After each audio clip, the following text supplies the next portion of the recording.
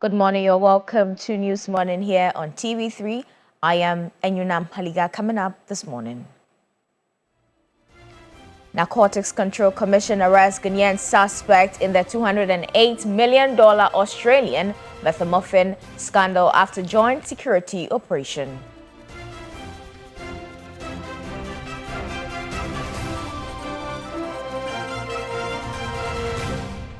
Also in this bulletin, the Education Ministry to recruit some 7,000 more teachers after their release of their application review. And much later, the ECOWAS court dismisses former Chief Justice Gertrude Araba Tokonu's case against Ghana over her removal from office.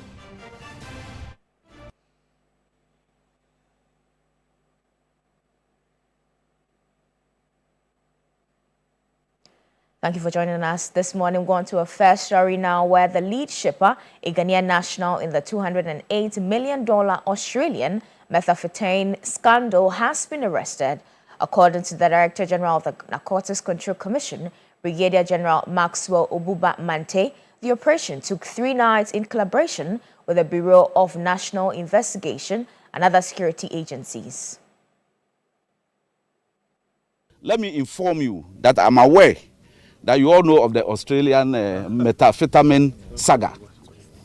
Through the efforts of narcotics, in collaboration with the Bureau of National Investigation and other security agencies, I'm happy to announce that we have picked the lead shipper. We did that over 3 nights. My officers slept out of their homes for 3 months and successfully picked the person who led that enterprise. We'll be picking more. Whoever is involved, like I always say, it is only God and the courts that can free you.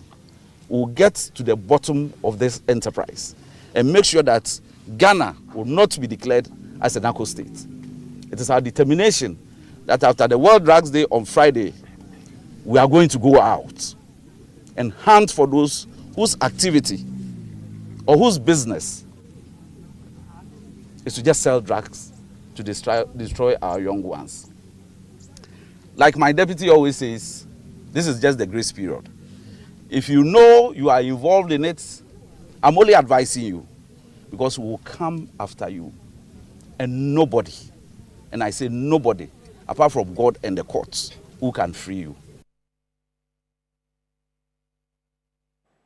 Still on narcotics, the Narcotics Control Commission has destroyed 46.89 kilograms of cocaine, 9.6 tons of cannabis, and 130 boxes of hemp-related products following a court destruction certificate. My colleague George Queenan reports that the illegal substances were intercepted from 2011 to 2026. Some of the illegal substances were intercepted as far back as 2011. 19 parcels of cannabis were intercepted in 2011 after being concealed in an abandoned duffel bag. The seizure was made by a team of national security operatives at Aflao.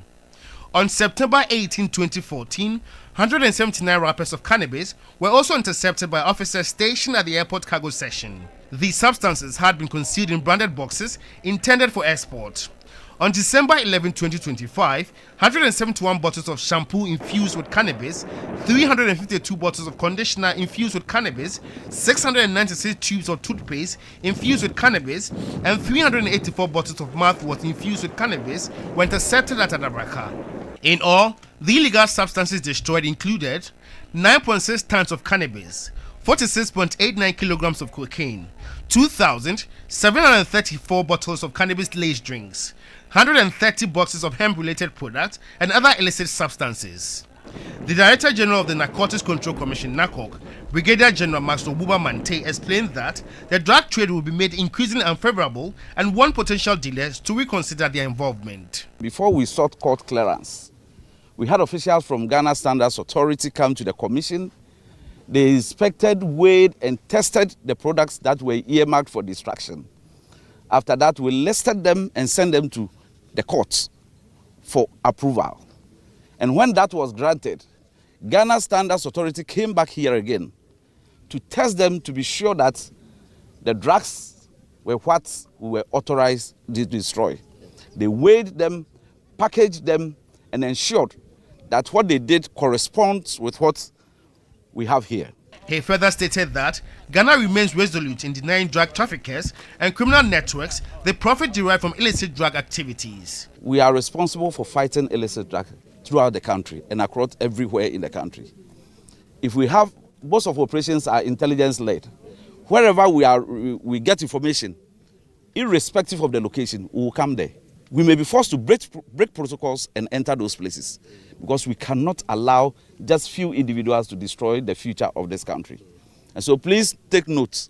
And as the lawyers will say, notice is hereby served that we will come after you. NACOC has warned that Ghana will not become a narcotic state. According to the Narcotics Control Commission, NACOC, these destroyed items represent thousands of doses that could have fueled addiction, destroyed families, endangered young people, and strengthening criminal network. George Queening, TV3 News, Bondase, Accra.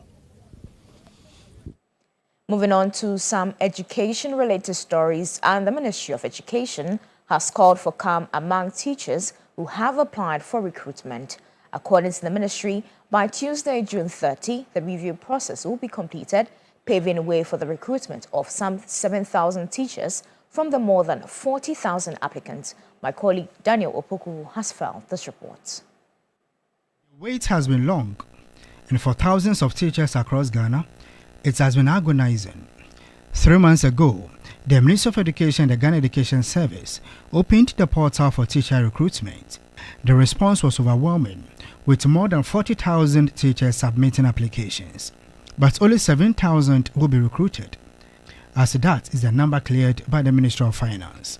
That leaves tens of thousands of qualified educators still on the sidelines, at a time when Ghana's classrooms are already grappling with a teacher deficit estimated at between 50,000 and 90,000, a shortage that continues to affect the quality of education delivery nationwide. Since the portal closed, applicants have been raising urgent concerns. They want clarity on when the recruitment process will be completed. They want assurance that the selection process will be fair, transparent, and free from favoritism. The Ghana Education Service says the wait is almost over. By June 30, the review of applications will be completed. By July 20, the shortlist will be announced, and by August 31, onboarding will begin at the regional and district levels. Press Secretary to the Minister of Education, Hashmin Mohammed, has assured teachers that the process will be fair. The process has been very, very meticulous, because if you have a lot of candidates applying for such limited vacancy, you need to put in a lot of due diligence in order to be able to get the right applicants for the job. But let me put it on record that this will not be the first or the last recruitment exercise. As and when the Finance Ministry issue another recruitment to the ministry will announce again for other people to apply. By next Tuesday, the review process will be finalized, and Ghana's classrooms will soon welcome 7,000 new teachers. Qualified teachers will be recruited, and we are also targeting the rural areas where there are not many teachers. 7,000 that we are recruiting, that is what the Ministry of Finance issued to the ministry. The Minister of Education is calling for calm among applicants, urging patience as the process nears completion. Moving on to some other stories now, as district assemblies across the Greater Accra region have begun pulling down structures believed to be situated on waterways and drainage reservation following the recent floods that hit parts of the capital. Authorities say the exercise is necessary to protect lives, clear blocked drains, and prevent another disaster when the rains return. A report by Joseph Armstrong. The Dakobi River in the Lankwantina Madina Municipal Assembly has for years seen parts filled with sand and debris to create space for buildings and other structures. But after the recent floods that hit the capital, the Assembly says it can no longer allow such development to continue.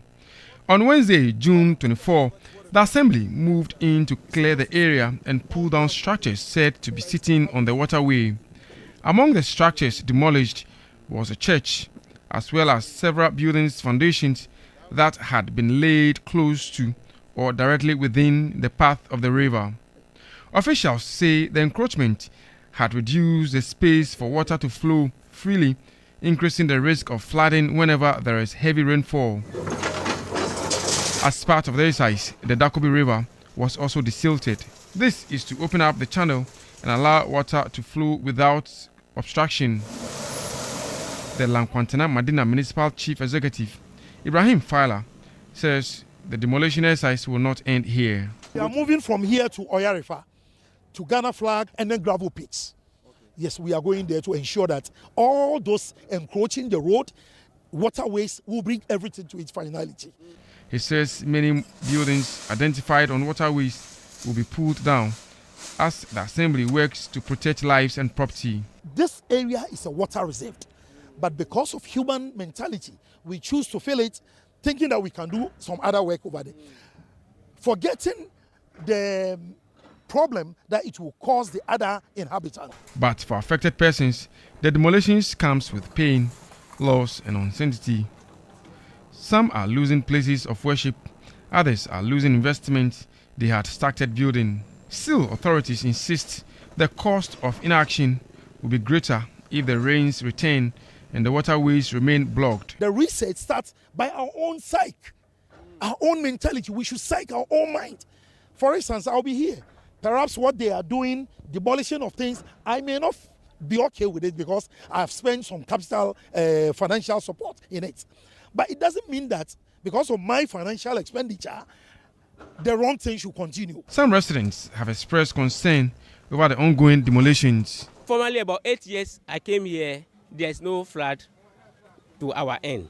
But during the time they fill the reservoir, where the water come out, come and warriors for our houses. Yeah, it will make the flood go away because if here right now, if rain fall here, you know if it pass here. The demolition forms part of a wider push by district assemblies across the capital to clear waterways after the recent floods. Authorities say the aim is to prevent another disaster, but residents are asking for fairness, proper notice, and stronger enforcement before structures are allowed to reach this stage. Joseph Armstrong, Good TV3, Accra. The ECOWAS Community Court has dismissed the case of the former Chief Justice Gertrude Araba Isaba Tokonu, challenging her removal from office. The ECOWAS Court, in its ruling, dismissed all her reliefs, citing that no evidence or bias or motivation of ill will by the committee that heard her petition or the decision of the president to remove her from office. There has never been a hearing for the removal of the Chief Justice. One would therefore have hoped that if such a process becomes necessary, it would provide good guidance and precedent for nation building. Unfortunately, every step of the removal process being undertaken against me is being done in a manner that breaks every rule on how justice is delivered in our country. Gertrude Tokonu escalated her case to the ECOWAS Community Court of Justice following her dismissal and adjudication of her challenge at Ghana's Supreme Court. The ECOWAS Community Court of Justice had previously dealt with preliminary objections by the state and procedural applications in the case and scheduled to give its final judgment in the matter. Justice Tokonu's reliefs, 7 in number, among other things, argued that she was denied access to a judicially reasoned opinion of the prima facie determination, as well as the inquiry committee report. Delivering its ruling, the court held that Ghana did not violate the former Chief Justice's rights to a fair hearing. The court consequently dismissed all the relief she sought, including her request for reinstatement and compensation of $10 million for alleged moral and reputational damage. The unanimous decision of the ECOWAS court reasoned that her suspension from office by the president did not violate her right to work. The court also explained that the decision of the committee to rely on only one petition was not irregular because the remaining 2 withdrew theirs once the first one succeeded. Although there are pending suits challenging the removal processes of Justice Gertrude Araba Tokonu in Ghana's courts, the decision by the ECOWAS court effectively ends a challenge at the International Human Rights Court. Lord Idwasari, TV3 News, Accra. Young African women have been challenged to embrace innovation, develop leadership skills, and position themselves as key drivers of the continent's future.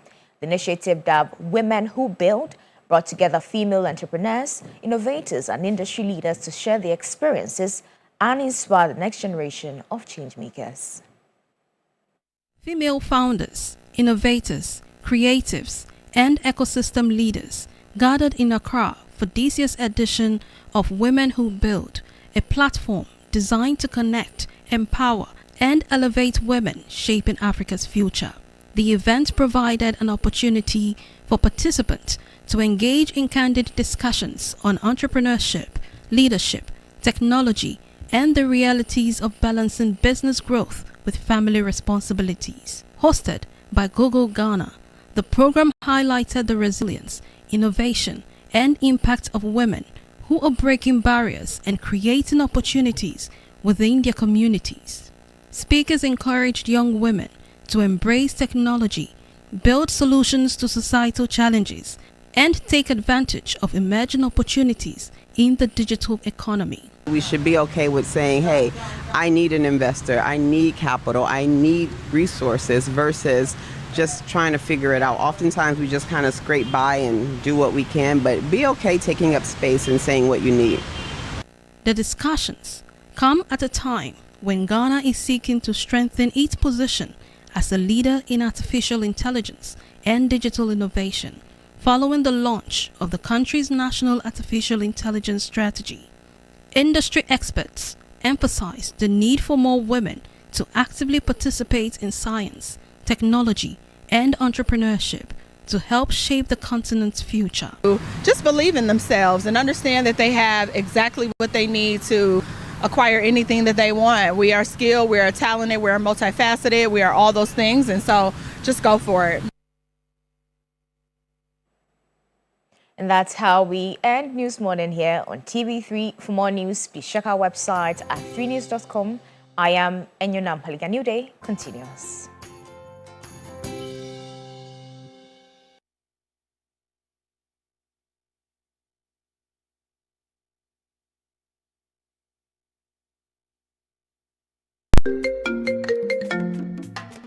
Hello, my name is Pamela from Customer Service. Please revalidate your account by texting your Ghana card number to 0500,000 247.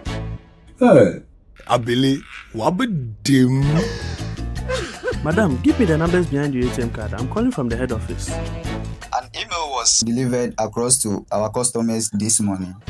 Confirm if this is your bank account. 100,100,100. Thanks for sending bank card details. Send the OTP now.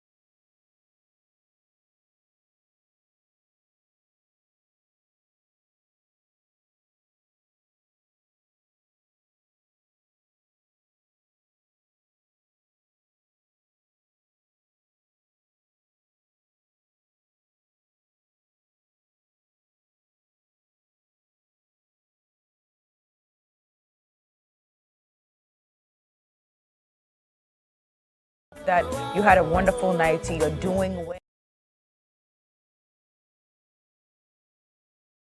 Newday. We have a very juicy show for you this morning and would love that you stay with us. We're going to start off with what we have on the menu this morning. There's a whole lot to choose from, but here you don't choose, you consume all of it. You consume everything that we give you right here on TV3 Newday. Now, starting off with what we'll be discussing for the big issue, take us through it, Auntie B. I know that we are talking about ECOWAS's dismissal of Gertrude Tokono's case. The implications, we are taking a look at it for the future. Yeah. I mean, this is a case that has been running since her suspension. And, I mean, she went to the High Court here in Accra and eventually went to the ECOWAS Community Court. And a decision has been made dismissing all the 7 claims that she put before the court, in addition to the demand for $10 million. US dollars. They didn't for damages cost her reputation, herself, and all of that. $10 million. Wow. They didn't think that she had to get that because they had dismissed all the cases, I mean, all the petitions that she filed before the court. So we'll be looking at it because this is a really constitutional issue. So what are the implications for, you know, future cases and what we need to learn from this at the end of the day. And then yesterday we also had NACOC giving us information about arresting the kingpin in the methamphetamine case. Yes, so we'll be looking at that as well. What I'm learning is that it's not just the person who shipped it here and concealed it in the charcoal. You know, it was intercepted in Australia.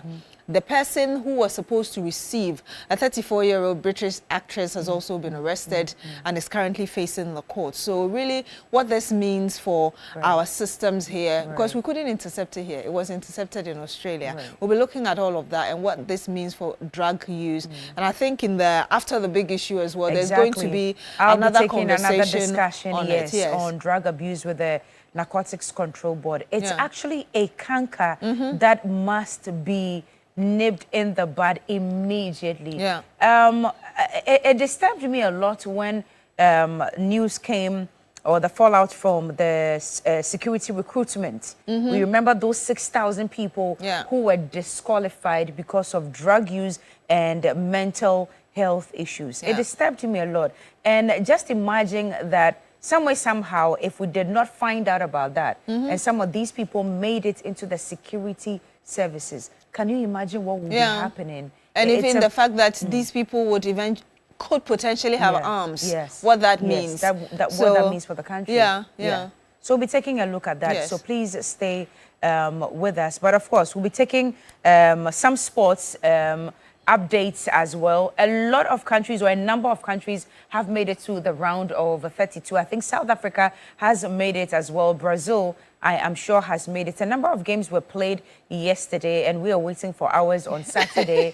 I think we are halfway through already, but it would also depend on our performance with Croatia on Saturday. So we'll be bringing you all the sports updates as well as other things that make our show very juicy this morning. Kwame Nkrumah Botu, Communications Director for the United Party, will be here this morning. Kwesi Botwe Jr., Secretary, NPP Security and Defense Committee, and then Alassane Fatau, MP, Yendi, member of the NDC, will also be here this morning. So we'll be taking a look at a number of issues, especially when we get to this morning segment. We'll be taking a look at the dashboard and the fallout, of course, from the dismissal from the ECOWAS court regarding Gertrude Tokono's. So she had a number of reliefs that she was seeking. So all 7 of them have been dismissed and thrown out. But now I'm not sure if she's going to pursue this case again, because that was the crescendo that she was taking it to. And if you've reached this height, they've thrown all of it away. The question is, what now? I mean, we've had some lawyers already talking, saying that they think it's the end of the case. But as to whether or not really she and her advisors would believe that this is truly the end of the case, well, that would depend on them. All right. Welcome to the show and welcome to this morning's segment.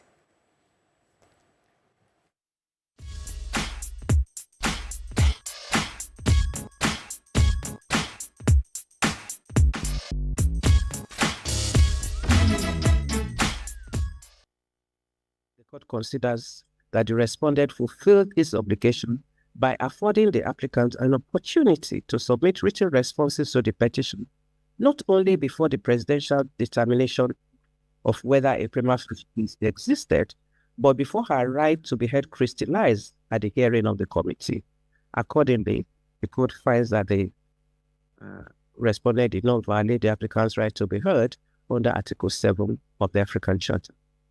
Regarding the issue whether the failure of the president to present provide a reasoned decision in the support of the prima facie determination violates the applicant's right to fair hearing, the court reiterates its earlier observations that prima facie determination is a filtering mechanism rather than a judicial or quasi determination of rights of an individual, to which guarantees of Article 7 of the African Charter, including the right to reasoned decision, apply.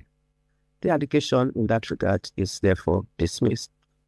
The court notes that matters relating to the procedure of national courts or tribunal, quasi-judicial bodies, as well as the competence or compatibility of witnesses, compellability of witnesses to testify, are issues that are primarily regulated by national laws of member states. Even that issues related to whether the petitioner ought to have testified and which rules of procedure should have been applied by the committee are matters of Ghanaian law, over which the court has neither original nor appellate jurisdiction. The court considers that they fall outside its mandate and they are accordingly dismissed. In view of the foregoing, the court concludes that the applicant was not denied the right to fair hearing under Article 7 of the African Charter in the President's determination of prima facie case, and also that the committee, and also before the committee appointed to determine the petition against her. The issue for determination, the first issue for determination is thereby dismissed. The second issue for determination is whether, contrary to Article 7 of the African Charter, the committee set up to determine the petition against the committee was not competent and impartial tribunal.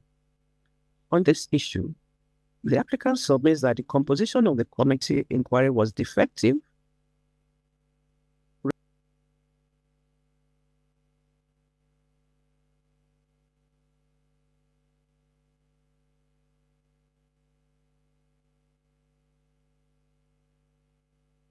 There you have it, fallout from the ECOWAS Community Court dismissing all the reliefs that Chief Justice Gertrude Tokono was seeking. Now, of course, Beatrice, you're about the dashboard and you've got updates for us. Yeah. What exactly do you have? So let me just remind us that Gertrude Tokono, even before all of these cases came up, of course, she was sworn into office on the 12th of June 2023, and this case was brought against the petition by Daniel Ofori in March 2025. And subsequently, a committee was set up to look at it. A prima facie case was established, and eventually, by April, she was suspended. And we do know that she went to the High Court here to challenge this whole issue, especially after her press conferences as well, describing how bad it was and even accusing the government of a number of things, including the lodge where she was sent to during the hearings and all of those, her family not being allowed and all of that. Remember that amongst the things that the committee established were the fact that apparently she was on 2 trips with a husband and with a daughter, and she used state resources for those holidays that she had. And one of the things the committee also said was that apparently there was a transfer that was done by one Daniel. I mean, she transferred that person, and they didn't think that it was right constitutionally. And so eventually, like I said, she went to the High Court in Ghana, and then when she was not satisfied, a case that people think that wasn't the right thing to do, I mean, those who criticize it, because they felt that she could have exhausted the internal processes here, but she went ahead and went to the ECOWAS Community Court and sought some reliefs as well. And yesterday, as we're all aware, we heard the ECOWAS Community Court giving the ruling, as it were, on the cases that she brought before before it. And we had Deputy AG, Attorney General Justice Remsai, giving us an update actually, and as you can see, telling us that the ECOWAS Community Court just minutes ago dismissed all of the 7 claims which the former Chief Justice, Her Ladyship Gertrude Tokonu, brought against Ghana, and he calls it our beloved country. And she thought that her reputation had been damaged, her human rights had been breached, and so it was the reason she thought that she needed to go to the court. And as I did say, the court already dismissed that. Well, he went on to say that in respect of her ladyship's claim for $10 million damages, the court held that, quote, in light of the court conclusions that Ghana has not violated any of the applicant's rights under the African Charter as alleged, the court makes no decision on reparations. Exactly. And so that's basically what transpired. And of course, he thanking everybody for what has been done so far and what's been achieved. And so in the course of the big issue, we'll be going into some of the nitty-gritties, what she presented and what the court eventually found. In fact, one of the things the court even said was Gertrude Tokonu had said in her argument that they used only one petition to remove her. Right. And the court said that it was not irregular for a single petition to be used to remove her from office. And so that's basically what we've seen. So let me perhaps bring you So I'm sure you're starting with the reliefs that she sent to the ECOWAS Community Court, yes, right? But we'll start from the point of the Community Court, what it said. And it said the suspension and removal from office were arbitrary and in violation of her right to a fair hearing and due process. Okay, so this is actually exactly her the case, reliefs that she was seeking. Article 7 of the African Charter. And I just mentioned that ECOWAS dismissed that because he didn't think that her rights were breached, as it were. And then she went on to say the inquiry committee was illegally constituted and affected by bias. And in that press conference that she held or addressed, she actually mentioned it, that it wasn't right. And she actually used the expression that it was the first hearing towards the removal of a CJ that Ghana was having, and she felt that it would be an example for precedence. But she didn't think that it was so, because in her view, unfortunately, this was already biased. So that's what she meant in that case. Again, she was denied access to a judiciary reasoned opinion of the prima facie determination and the inquiry committee report in violation of her rights to information. You remember that she had issues with Justice Gabriel Kwaman, the chair of that committee that was instituted to look into this matter.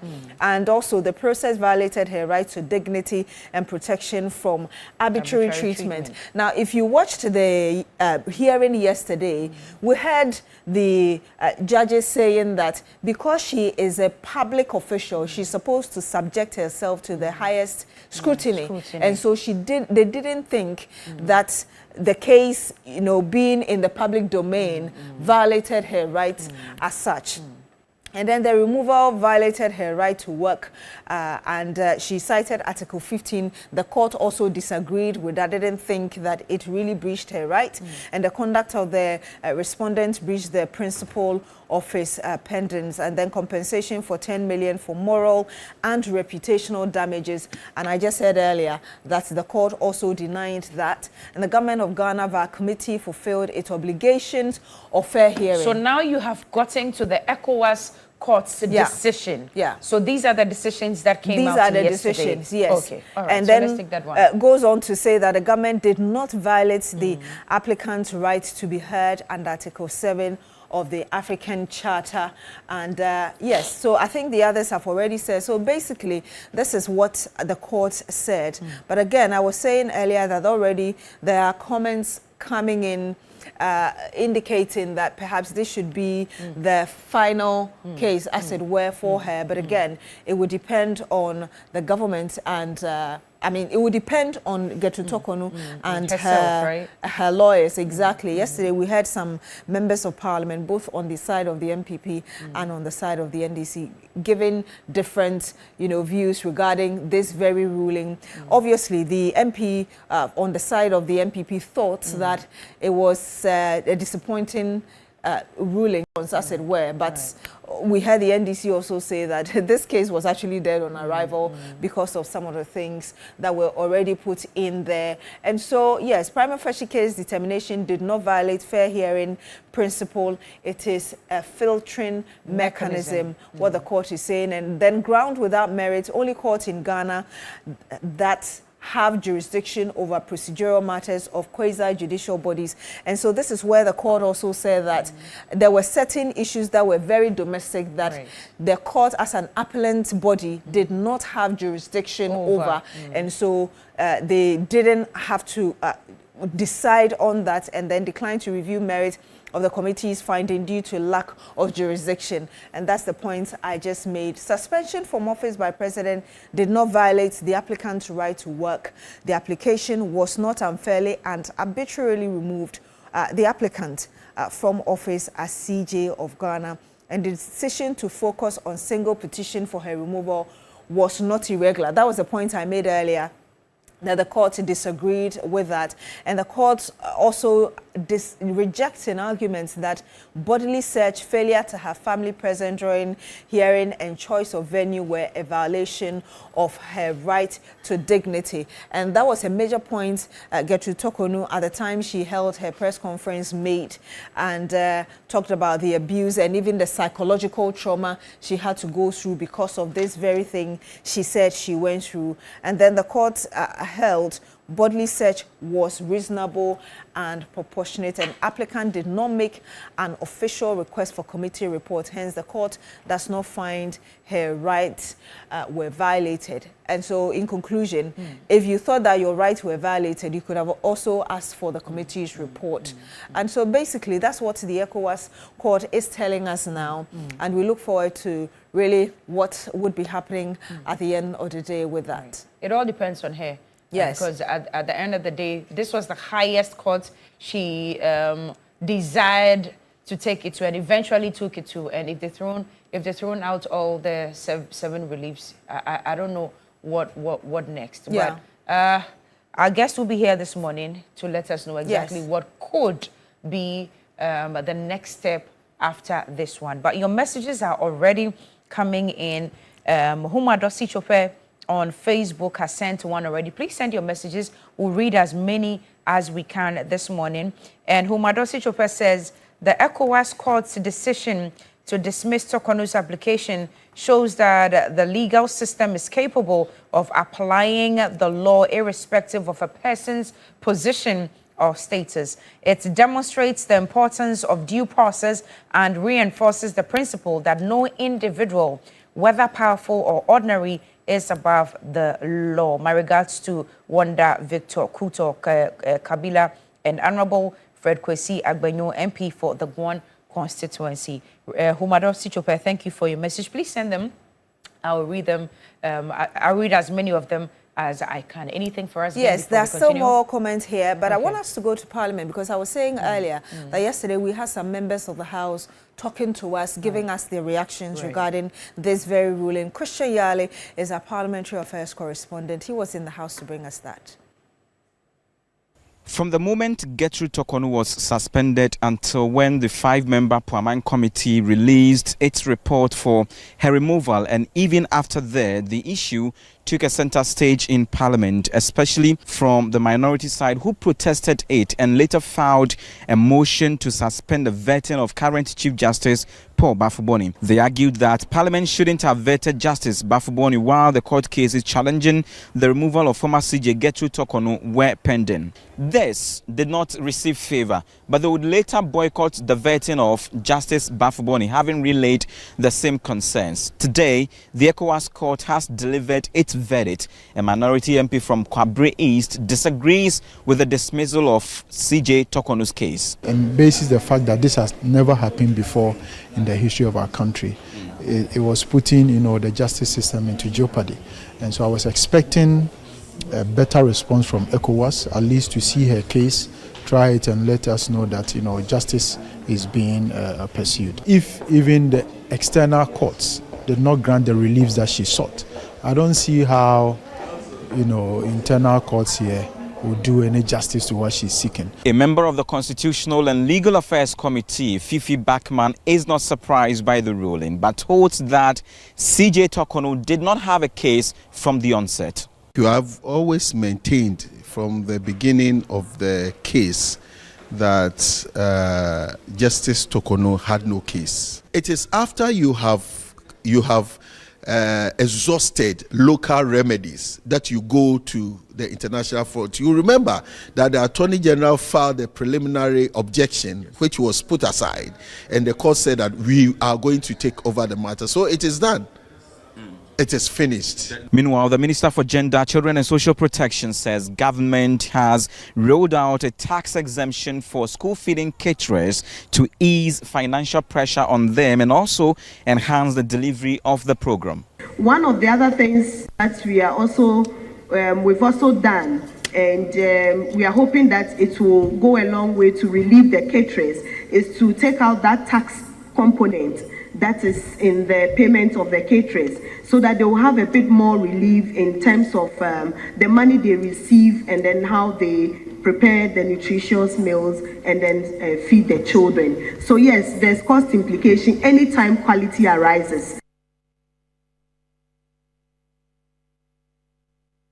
That report from Parliament, of course, bring us an update there from the Gender Ministry. But still on this case, just to bring you an idea of the judges who are looking at the case here in Ghana, His Lordship Justice Amadou Tanko, His Lordship Justice Emmanuel Yoni Kolendi, His Lordship Justice Henry Anthony Kofi, and His Lordship Justice Senyo Jamepe. So we do know that there are also a number of cases as well. We know of the Pankrono MP Asefwa, who also took the case to court as well. And we know a few other individuals who equally went to court, all on this matter, challenging the constitutionality of the removal of the then Chief Justice Gertrude Araba Tokonu. And we know that some of the cases have the next month, as in July, to have ruling on, particularly the one at the High Court. We understand the ruling might be on the 1st or 2nd, let me just verify that, of next month. But these are the judges that you're looking at who will be looking into this very case. And yes, and we'll look forward to what they may come out with. But again, if you've got your comments, you can send them to us as we read them to you. A few here. Kwame Acidity says, good morning, both of you. We thank God that the ECOWAS court has dismissed former Chief Justice Tokonu's claims. Tokonu should give us a break. Special greetings to Chairman Sadiq, incoming Health Original organizer. And Bismarck Mensa on Facebook says the case between Apenyo Marking and the speaker exposed her big time. During her time, it was as if NDC didn't present a good case before her. Prudential Livingston says, hey, Lady Tokonu's case dismissed by ECOWAS court. And then he adds laughing emojis and says, didn't I warn this woman to stop all her gra-gra and go peacefully? Hey, $10 million compensation, you be thief, and shame on you. Well, no matter what you do, how loud you shout, or wherever you take this to, the law is the law, and it is the law. You are leaving with shame. So sad for listening to bad counsel, Atasa. So that came in from Prudential Livingston. Send in your messages. Abubila Godwin says, good morning, Beatrice and Cookie. Okay, you are reminding me that the Binduri people are waiting for me. Okay, the law of karma still implies Honorable Abagri Bartholomew Agog is the incoming NDC chairman for Binduri constituency. All right, we'll hear you on that one. And let me read okay. Yes, some more coming in here. Prince Henry Kuforidia says, good morning, Queen Beatrice. Gertrude Tokonu chose politics over the law when she was the CJ and must dance to her Agbaja tunes because she can't chew her cake and have it back. God bless our homeland, Ghana. Prince Henry Koforidia. Assist on, I don't know whether you read that already. He sent in a long one. Okay, yeah. But he sent a second one which says the government or His Excellency John Mahama has been vindicated by the ECOWAS court. All the 7-count dismiss clearly shows how weak and incompetent her leadership was. There's also one from Simon Yen in Wa, Upper West Region, says, good morning, Beatrice and Cookie. Now that all the so-called supposed injustice issues raised by Justice Tokonu have been dismissed by the ECOWAS court, what is the implication for the concerns of Justice Sofa Akufo and the minority over Tokonu's removal?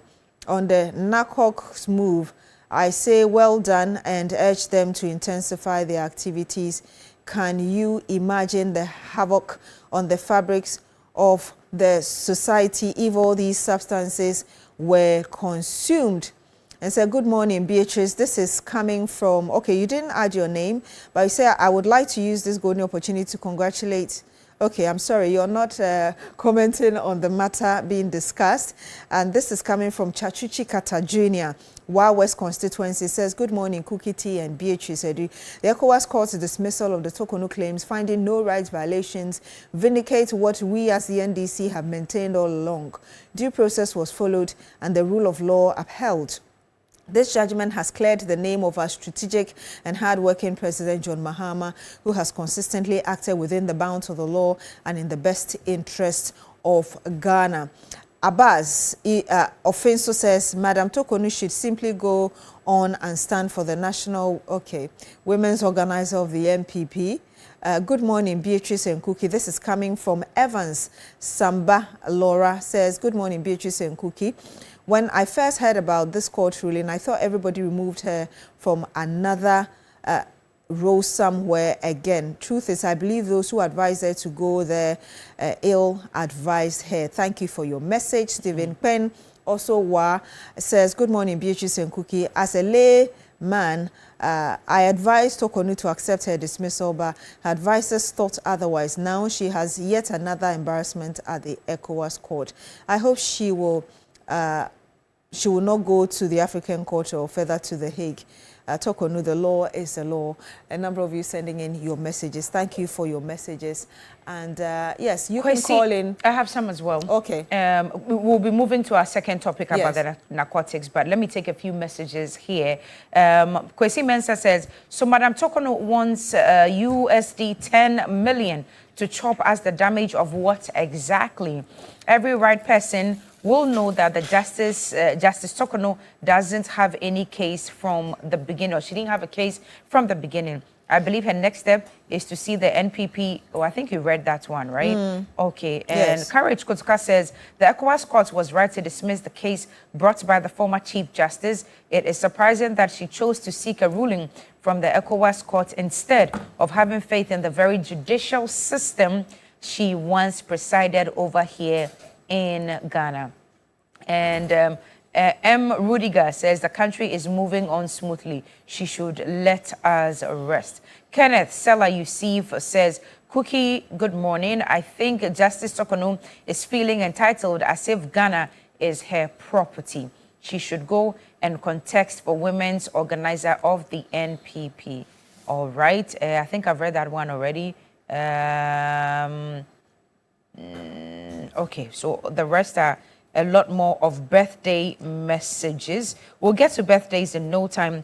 But Boogie Brown, did you read that one? No. Cookie and Beatrice, you see the greed of the black person after assuming the highest seat of the judicial system and failing to ensure fair human rights of the ordinary Ghanaian in our various judicial services. She wants to claim damages, 10 million in total, aside all the privileges and allowances she earned as a public servant. Does she want to say she didn't see the mismanagement and corruption that bedeviled the former administration for the past 8 years they held onto power? Elsewhere in developed countries, they would have resigned, but the typical Ghanaian will still stay in office because they always bend the law to favor them. Okay. There's Kalio Manwa says, good morning, Beatrice. Justice Tokonu, former Chief Justice, should go to AU court, and if she loses, she should go to the World Court. Hey. If there is any. The law is the law. That's from Kalio Man. And there is Master Planner Junior Policy Analyst Kintampo. He says, if Tokonu is MPP National Women's Organizer, then Chief Justice Bafuboni is NDC. Okay, he is now leading the delegation to events. Ghanaians are watching closely. Just give some time. That's coming from Master Planner Junior. And there is also a message coming in from Alhaji Bini Yuribushile. Bonshele, the incoming constituency communications officer for Savaligo. He says, good morning, Beatrice and Cookie, and to Roland Walker as well. He says, my greetings to Shamima Muslim, and says that Beatrice, former sacked Chief Justice, she demanding, I'm sorry, I'm struggling to read your message. She demanding $10 million, even one peso she will not get. Hey. It's okay, thank you very much, Alhaji, for sending in your message. Fakakiwa also says the ECOWAS court's dismissal of former Chief Justice Gertrude Tokonu's claims of rights breaches shows unequivocally that due process has run its course. Though appreciating the court's power and the rule of law, the matter is resolved and it's time to move on. The law is the law. Okay. It is finished. From Fakakiwa. Thank you for sending in your messages. We'll be shifting our attention to our next topic for discussion this morning, but a few birthday messages coming in. Roland, we miss you. Good morning. And I hope that you are doing well. He sent one. It says, you have to read it all. Roland, I'm reading it for you. Happy 10th birthday to Davina Del Enyo Agashi. You are loved dearly. It's from your mom, Delight Delzi, here in Accra. So happy birthday to you, Davina Del Enyo Agashi. You're actually 10 years old. It's a cute picture that's here, but I'm sure when it gets to birthdays, yes, we'll do it. Yeah. Rhonda is a very faithful, regular watcher of TV3 Newday, and she has the same birthday as Drea. Okay. Her child, Drea. Drea and Rhonda Shao, happy birthday. This one is a special one from me to the two of you and the entire family. They always watch TV3 Newday before they go to school and before Rhonda goes to work. Rhonda, thank you for the love. You have been amazing, and I wish you all of God's blessings today on your special day. I think I saw one birthday message too from here that says that Cookie, I think I just missed that one, but I'll find it and I'll read it. But Lawrence Gota says, good morning, Cookie. You people realize that ever since what? You allowed MPP to TV3 platforms, your station is not coming clear again. I don't understand what that means, because I know we are nationwide. So specify which region or where you are that you are not receiving the feed clearly. But Bismarck Mensah says, I feel sad for her. Can we allow her to enjoy her retirement benefits, though? She has worked for 30 years, served the state. The least we can do is allow her to enjoy her benefits.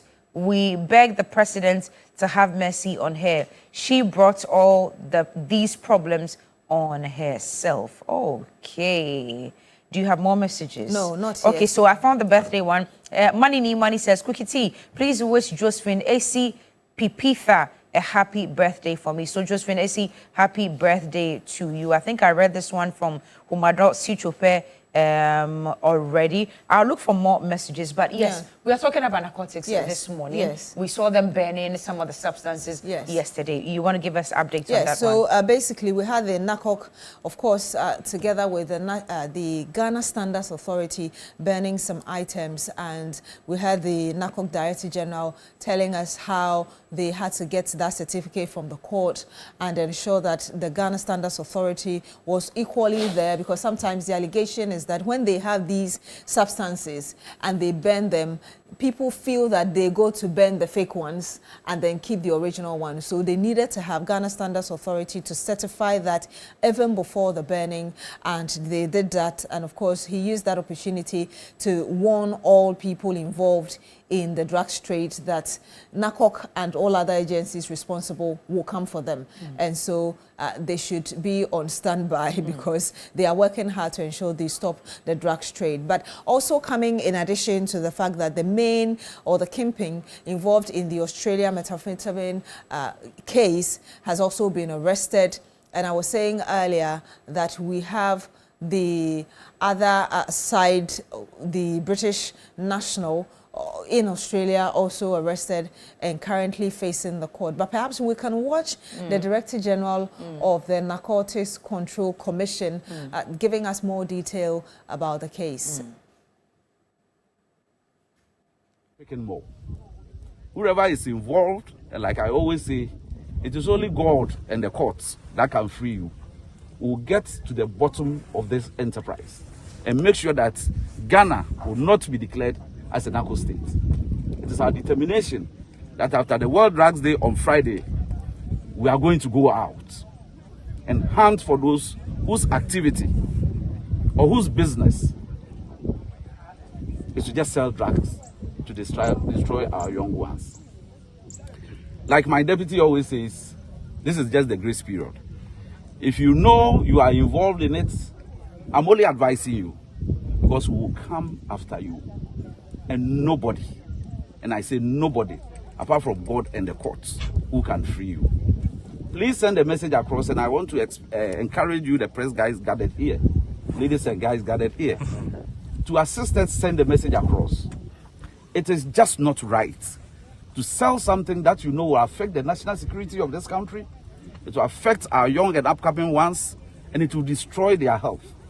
Please send a message across. We'll partner you to work towards that agenda. All right. And you heard that the Director General of the Narcotics Control Commission, Brigadier General Mante, there, giving the press updates on the substances that they burnt and assuring us that they are working hard to ensure that we are able as a country to stop the drugs trade and the rippling effects that it could have on the future generation of this country. So the phone lines are activated. You can call in. I don't think we even have time. Okay. I don't think we have time for phone calls. So we'll just read a few more messages okay. And that will be it. There's one here that says that the law is the law. It is finished. Tokono Enim Guasia Part 1 and 2. Hey, you people. This one came from Ghana Shall Rise Again. And TV3 and Cookie Beatrice, we pray Ghana would have justice on 2nd and 3rd of July regarding those cases in the one I mentioned exactly earlier. in the High Court. And Cookie, what policy does Master Planner analyze? He should just accept he is an MPP supporter. Tokono is gone for good, and Kwame Godsend said in that one. Okay. I have two more from here. Okay. And this is coming from MK Erickson Techiman. He says, at the get-go, I told the former CJ and her MPP surrogates that no amount of unitil, legal, gymnastics, and media razzmatazz will keep her afloat because Article 146 is Article 146. The law is the law. And there is Bonti Benjamin, who says, Beatrice, the level of illicit drug movement on our shores is worrying and embarrassing for Ghana's image. All right. Thank you for your message. This one is from Ivan Sibin Samba, and Laura says, good morning, Cookie and B. Please, now that the ECOWAS squad has spoken, what happens to our money she went to enjoy herself with during those days on holidays? Is she going to return the money? The law has to be the law. It looks like this phrase is what's been trending ever since this case started, because she said it, that no matter the amount of noise or no matter how much noise you make, the law is the law. And I guess the law has taken its rightful course this morning. ECOWAS court, the community court, throwing out all the 7 reliefs that she was seeking. Anyway, we ended here. Unfortunately, we couldn't open the phone lines, but we need to make time for the big issue. But before we do, pack up your day the Milky Way with a rich, smooth taste of Peck Milk Shortcake, available everywhere. Pure delight. Get some for yourself, your friends, and family, and have a very delightful day. We'll take a break. We'll be right back. This is still TV3 Newday.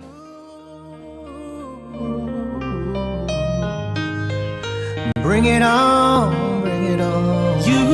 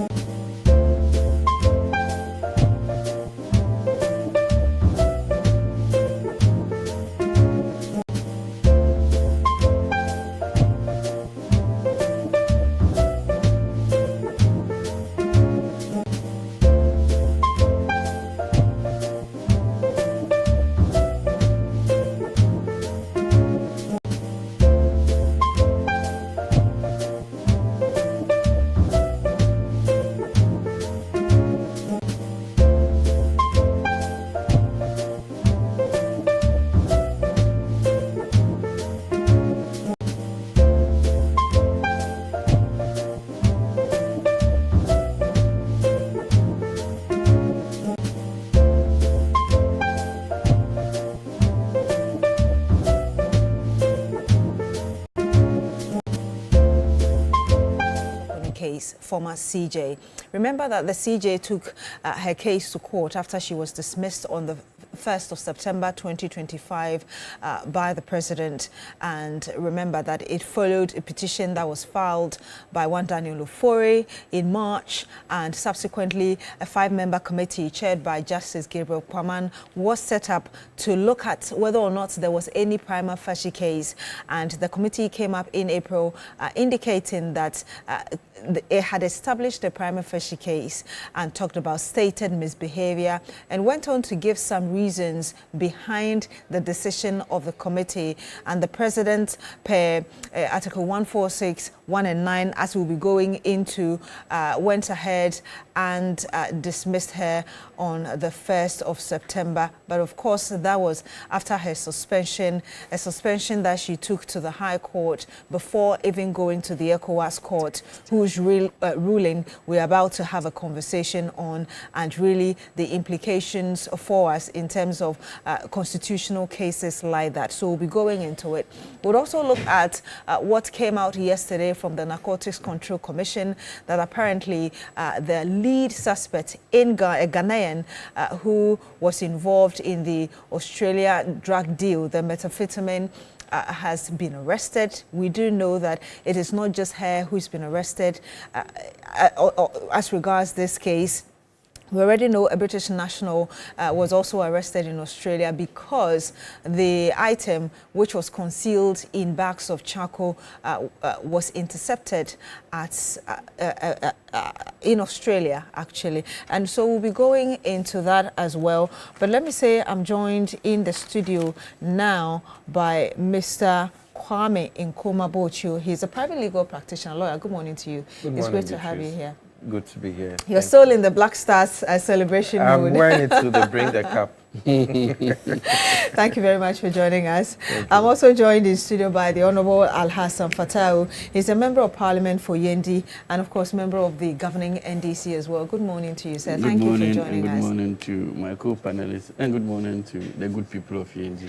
We'll be joined very shortly by Mr. Kwesi Boche Jr., who is Secretary, MPP Security and Defense Committee, who will be joining us to share his perspectives on the issues we'll be talking about. But before I even get the preliminary thought of the panel here, I want to bring back to us some of the reliefs that Gertrude Tokonu sought at the ECOWAS Community Court, as giving us the suspension and removal from office, as in she being suspended and the subsequent removal from office, she said were arbitrary and in violation of her right to a fair hearing and due process according to Article 7 of the African Charter. She went on to seek also the inquiry and said that the inquiry committee was illegally constituted and affected by bias. Number 3, she said she was denied access to a judicially reasoned opinion of the prima facie determination and the inquiry committee report in violation of her right to information, also stating Article 9 of the same charter. 4, the process violated her right to dignity and protection from arbitrary treatment, stated Article 5 of that same charter she stated earlier. Went on to say that the removal violated her right to work, Article 15 of the same charter that she referred to, and the conduct of the respondent breached the principle of lis pendens. Now, compensation for $10 million for moral and reputational damages. So these are the 7 cases she took to. And she talked about the government of Ghana via committee. So this is what the ECOWAS court decided on, as we were told yesterday, that the government of Ghana via the committee, as in the 5-member committee chaired by Justice Gabriel Kwaman, fulfilled its obligations of fair hearing. It also said that the government of Ghana did not violate the applicant's right to be heard under Article 7 of the African Charter, the same article that Gertrude Tokonu quoted. The ECOWAS court went on to say that prima facie case determination did not violate a fair hearing principle and it was a filtering mechanism. The court went on to say that ground without merit, only courts in Ghana that have jurisdiction over procedural matters of quasi-judicial bodies and declined to review merit of the committee's findings due to lack of jurisdiction. And of course, referring to it as an appellate court or body, and could not review these ones from the local perspective. And it said that suspension from office by the president did not violate the applicant's right to work. Now, the applicant was not unfairly and arbitrarily removed from office as the CJ of Ghana. And also the decision to focus on single petition for her removal was not irregular. It was one of the things that Gertrude Tokonu raised as well, because there were 3 petitions and one of them, of course, succeeded whilst the others fell off. And she raised an issue with why the government would just use, or the committee would just use one of the 3 petitions against her to conclude and say that they found a prima facie case of stated misbehavior against her, the reason for her removal. And so I just brought you really what she sought from the ECOWAS Community Court and what the court is saying. Let me remind you again that before all of these processes started, there was a petition that was received in March and the committee set up in April, and suspension subsequently done, and the dismissal on the 1st of September 2025. And in the committee's work, the reason they came to that conclusion, it used Article 146, and I'll read the 1 and 9. 1 says, Justice of the Supreme Court or a chairman of regional tribunal shall not be removed from office except for stated misbehavior or incompetence or on ground of inability to perform the functions of his office arising from infirmity of body or mind. Mind you, the 5-member committee chaired by Justice Gabriel Kwaman used stated misbehavior as a reason for its decision. And when you read Article 9, which was one of the things that Gertrude Tokonu also challenged in terms of the president dismissing her, it says that the president shall, in each case, act in accordance with the recommendations of the committee. And subsequently, in that statement that was issued, we read the statements that announced her dismissal, that this article had been applied per the Constitution, and it was the reason the decisions were taken. I want to first take your thought, Lawyer Bochio, really, the decision of the ECOWAS Court after months of going through this and the reasons they gave behind their decision. Well, the ECOWAS Court gave these rulings in the context of the powers that they have. They stated expressly that they could not go into the merits of the case itself. So they looked at the procedural aspects of the case, as in how Justice Tokonu was treated from the beginning to the end, as to the fairness of her trial, whether she was given access to the documents that she wanted. She complained about how her phone was seized and other issues. They looked at the procedure. They didn't go into the merits. That is, they didn't look at the stated misbehavior and the other factors, whether the travel that she undertook was valid and the other issues. And it is worthy of note that there's a distinction there between the jurisdiction of the ECOWAS court and the appeal courts of Ghana. In Ghana, when you lose a case and you take it to the Court of Appeal or the Supreme Court, from the High Court or the Circuit Court or District Court to those 3 courts, to the Superior Courts or the Appellate Courts, it is they do what you call a rehearing. Rehearing means that they don't look at just the procedure that was used during your case, but they go into the case itself. So they go beyond, did you get the required documents? The merits of the case. Yes. So in the appellate courts in Ghana go into the merits of the case. But the jurisdiction of the ECOWAS courts and similar international courts, like the African court and the UN court and all that, they cannot necessarily go into the merits of the case. When you bring a personal claim, they can only look at the procedure because they are mandated to respect the constitution of the country that you are coming from. So they cannot go and say that traveling with somebody is bad or it's good or all that. They just look at the procedure, whether you were given adequate facilities to defend yourself. So there is a distinction there. So they look at the procedure from beginning to end. And when it comes to looking at procedure, you look at the posture of the committee itself, the 5-member committee. Were they biased against you or not?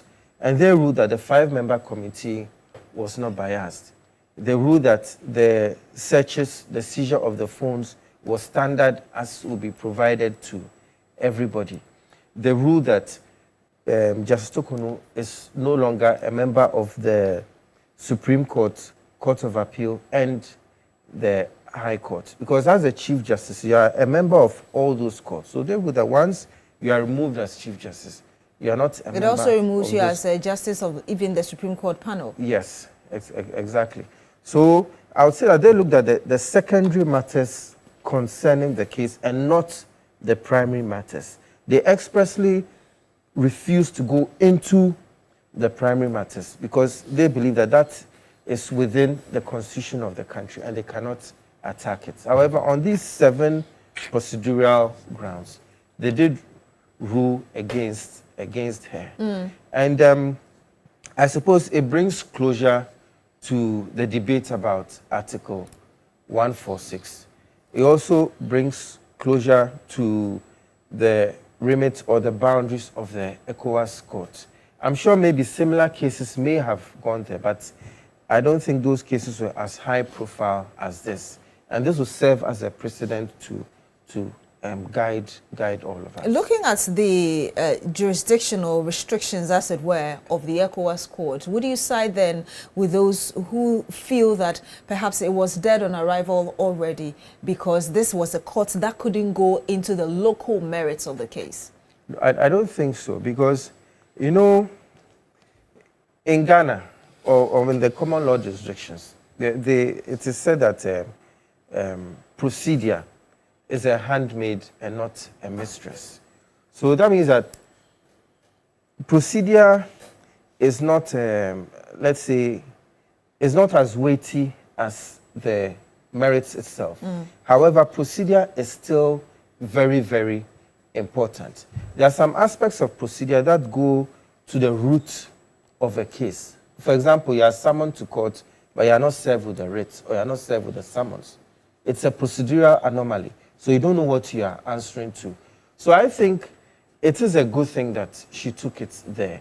And these are valid procedural infractions that she felt should be brought to the attention of the court. I don't think it was dead on arrival. For example, the court said that there was no proof that the documents she requested, she had actually applied for them, which means that if she had attached proof that she had applied for those documents and there was a refusal for her to be given those documents, then she could have probably won on that particular point.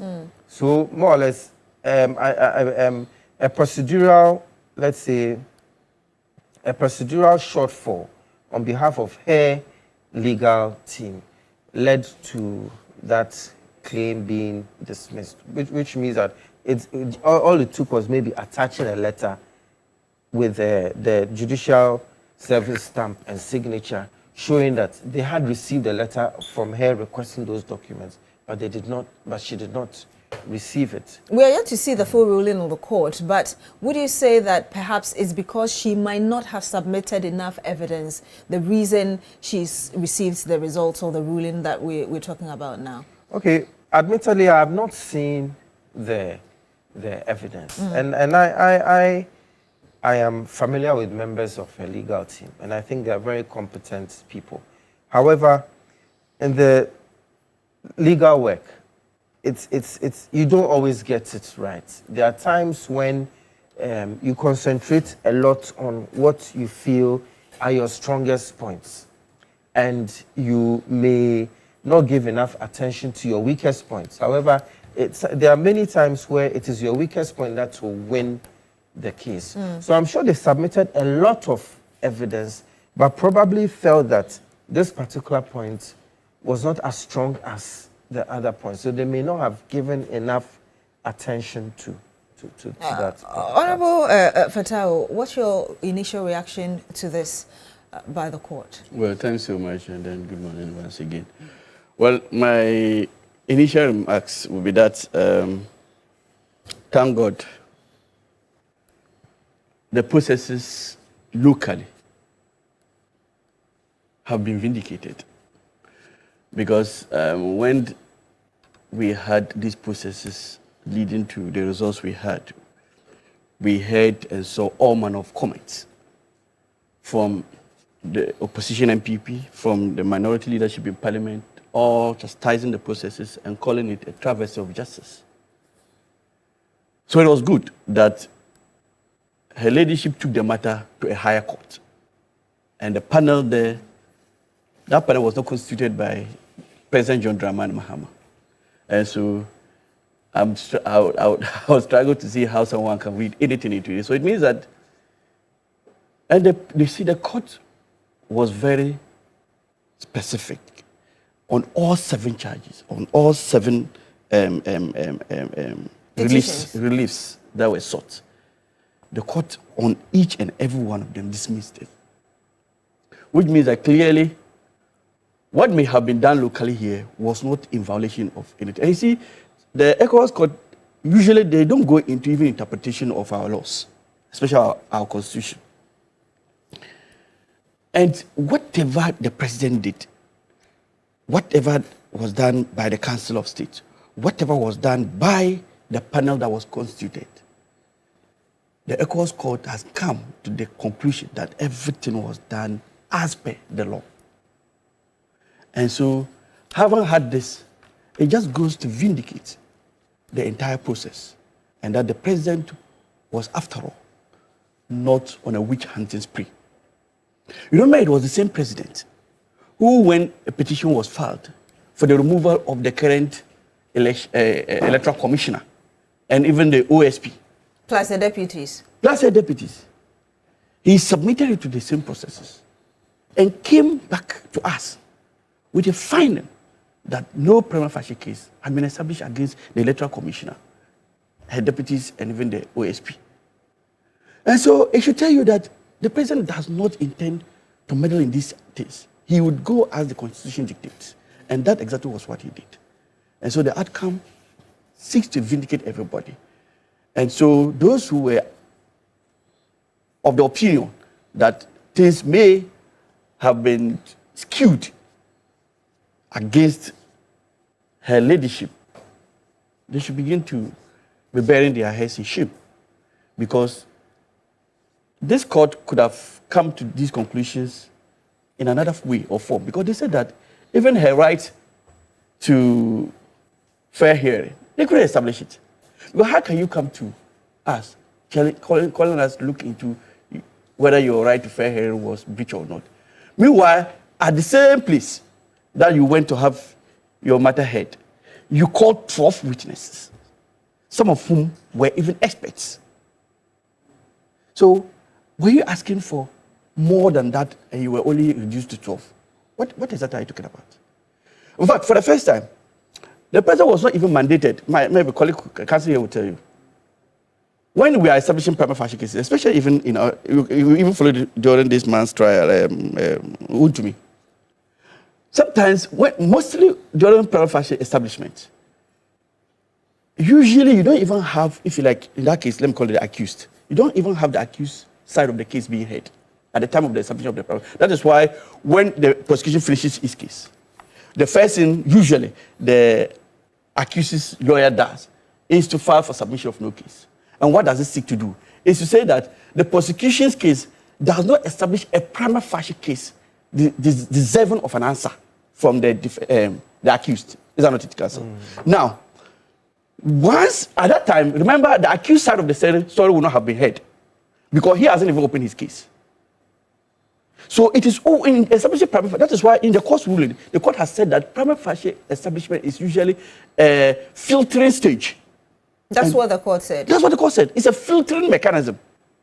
So if it is a filtering mechanism, and look, even the president was being very magnanimous. Sometimes another president will just choose to say that once we are just into establish prima facie, I don't even need to hear from you. I only need to forward it to the Council of State. Let them look at it and let them determine whether there is a prima facie case for you to answer before we forward it to you for your responses. But even the president did not do that. The president even went further. At the same time that the petitions were being forwarded to the Council of State, the president also forwarded same at that material, even before the Council of State looked into it, forwarded same to you. And so you were and she sent in her responses. Yes, before even the prima facie case. But in the normal criminal jurisprudence, as we have it, this may not be a criminal jurisprudence matter. But in the when we are establishing prima facie case, we will not have heard from the accused person.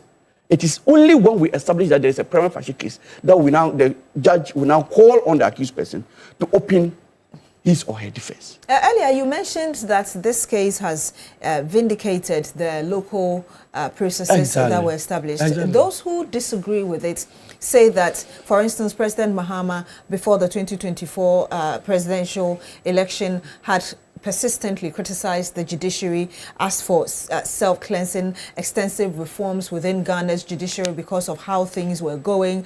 There are also instances when we've had party executives also talking about the need for reforms. In fact, I can quote what Esiedun Ketia also said, who is the national chairman of the party, said during one of the Resetting Ghana campaigns, where he said the resetting agenda means institutions need to be strong and independent. Police will work independently. Judges will work independently without being influenced. We will not have an attorney general who will be meeting judges secretly to influence judges to jail innocent people. If you are on the land, you are not in a functioning democracy. And also talked about the need for us to have self-cleansing within the judiciary. People who are criticizing this feel that some of these comments meant that the government was already determined to deal, quote unquote, with certain individuals just under the cover of using the process. How do you respond to that? Are we saying that because of the unknown future, when you have concerns today, you should not voice it out? One, it wasn't President Mahama, nor was it Esiedun Ketia, nor was it any of these people you mentioned who filed the petitions.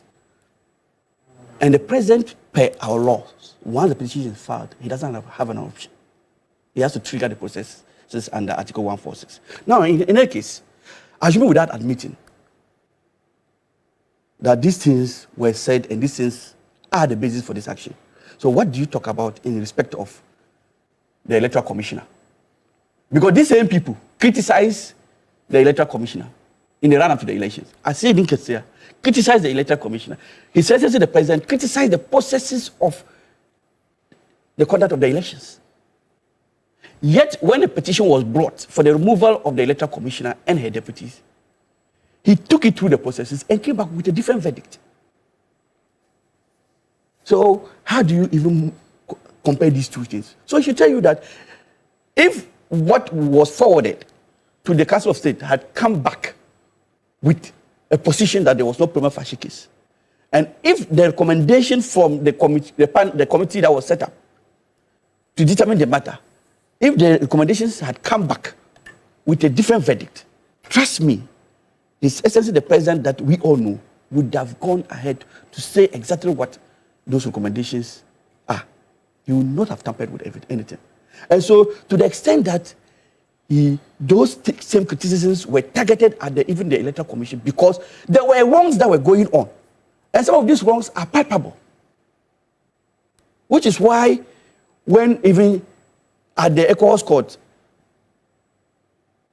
Justice Alabatokono wanted to paint the picture that she was being politically witch-hunted.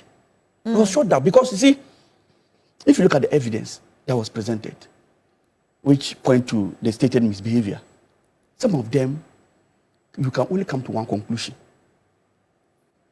and even incompetence. Because see, how can you, 6 months to an election, July 2024, you write a letter as the Chief Justice to the President, asking the President to appoint 5 more justices to the Supreme Court, when you know that per the establishment, it is not the Chief Justice who recommends for appointment of justices to the Supreme Court. So where were you driving that power from?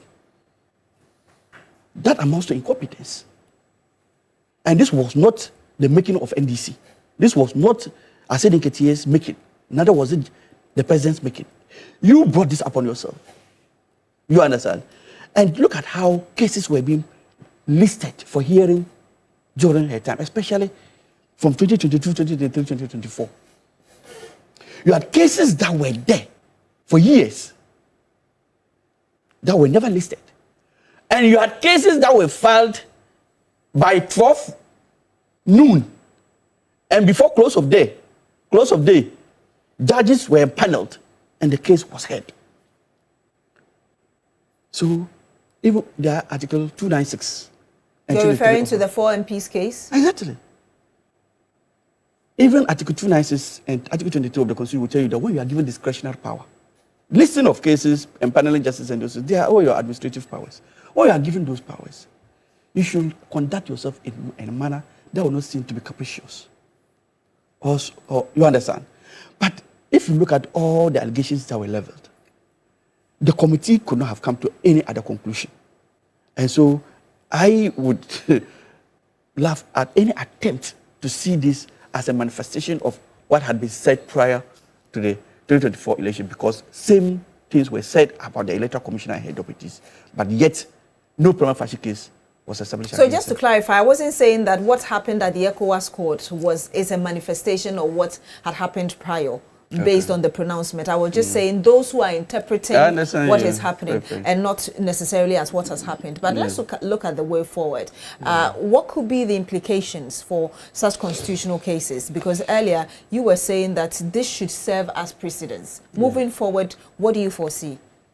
Well, I foresee that with this ruling by the ECOWAS court, that means that the process under Article 146, as carried out in Justice Tokonu's case, is going to be the standard process now. Because now there's a point of reference which is given further validation by the ruling of the ECOWAS court. And can it be quoted contextually in local cases? It can. Such cases are of what you call persuasive effects in Ghana's jurisdiction. The Ghanaian cases are what bind the Ghanaian courts, especially the Supreme Court cases, which are the final authority over all other cases lower. However, any case outside the jurisdiction of Ghana is of persuasive effect. So this is something that will hold in our courts. One of the questions being asked is one of the things that were found as regards the monies she used when she was on the trip. And I just wanted to bring to us again the amount involved as alleged, that the total cost was alleged to be approximately 337,470 Ghana cedis, comprising 261,890 for her family's travel and per diem, plus 75,580 cedis for airline tickets to Tanzania. If you look at what the committee gave earlier, it's one of the reasons for the stated misbehavior. How do we move forward? It's not the committee. It's part of the petition. The petition. Yes. How do we, of course, part of the reasons they considered, which was eventually brought out. How do we move forward with this in particular? Well, I haven't heard of a claim being made against her for refund. In such civil cases, every relief that you want should be included in the original claim so that the defendants can respond point by point on those reliefs that you seek. So in submitting these petitions, allegations were made against her. However, as far as I know, the petitioner did not ask that these amounts or the amounts that went beyond what is allowed should be refunded to the state.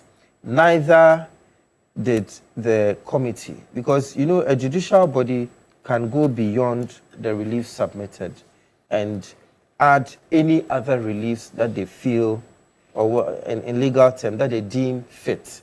As far as I know, I have not seen anything like that for a refund of the amounts. However, even though the case is over, I don't think it stops maybe the authorities from bringing a separate claim for a refund of now, she stated when issues about the money she spent came to light, that out of the 14,000 accountable interest provided for her trip to Arusha, Tanzania, she spent $4,411 and subsequently returned the remaining $9,588 to the Judicial Secretary within 2 days of her return. Should that be enough in leaving this even after the ECOWAS court has decided on this general issue? Well, you know, when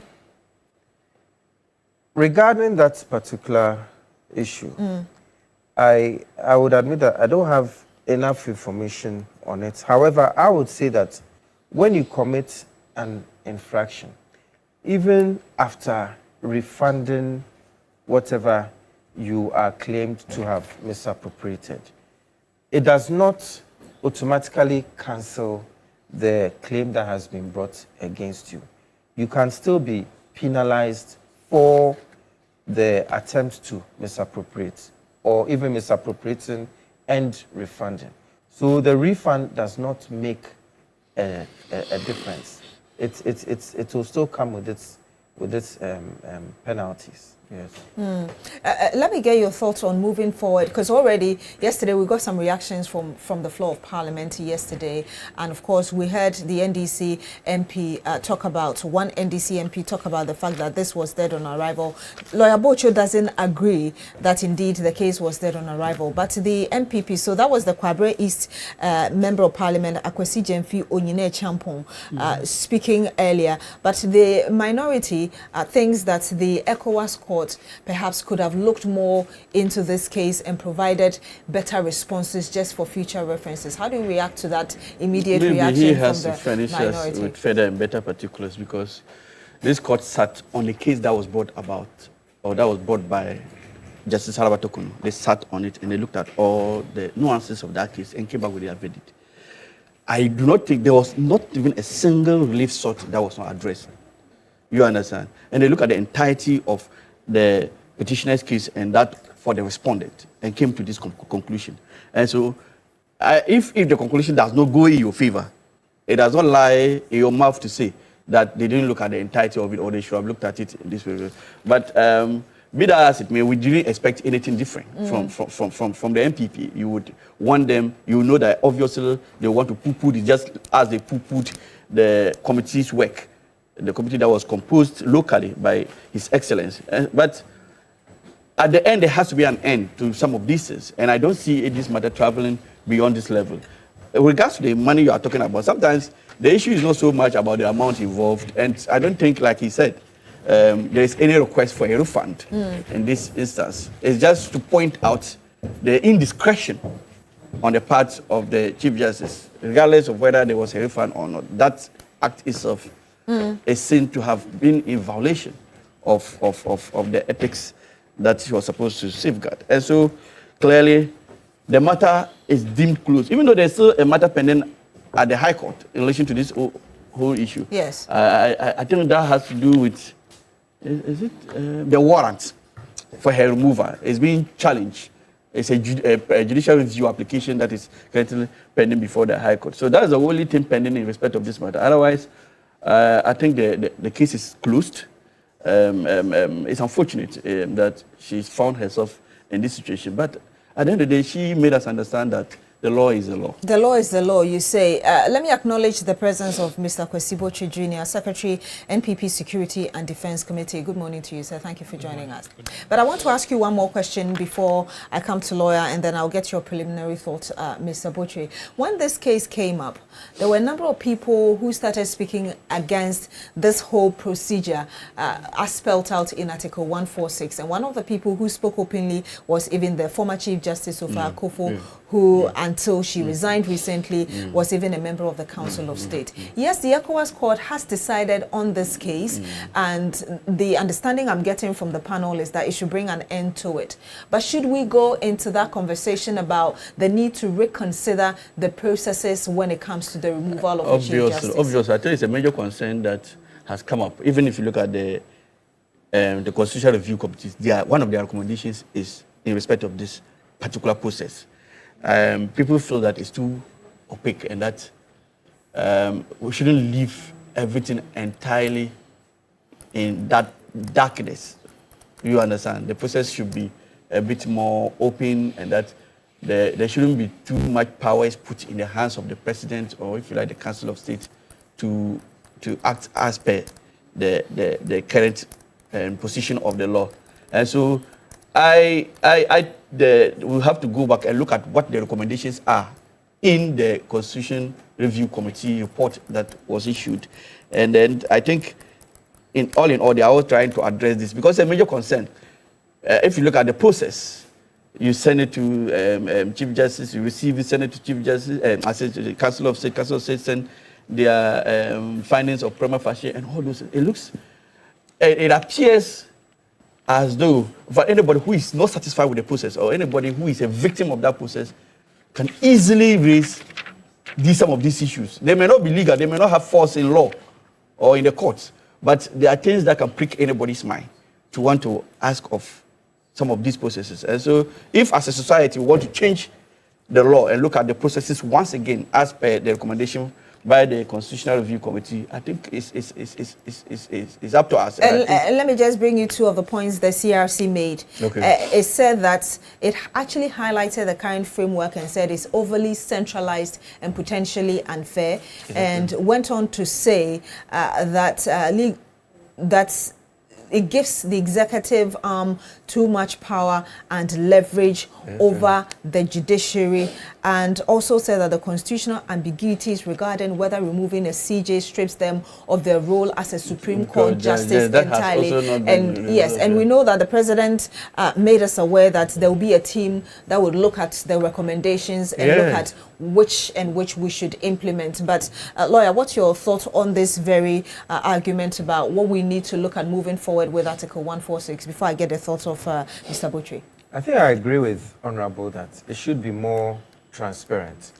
Our constitution, admittedly, it just gives too much power to the president. It just gives too much power to but it's understandable because at that time we're moving from a military era to a civilian era. So we've reached the stage where a lot of these powers should be watered down, and there should be more power given to the other organs when it comes to these processes. The Council of State, probably even Parliament should have a voice in a lot of these things, even going as far as the appointment of Chief Justices and Supreme Court judges and other things, because there's this perception of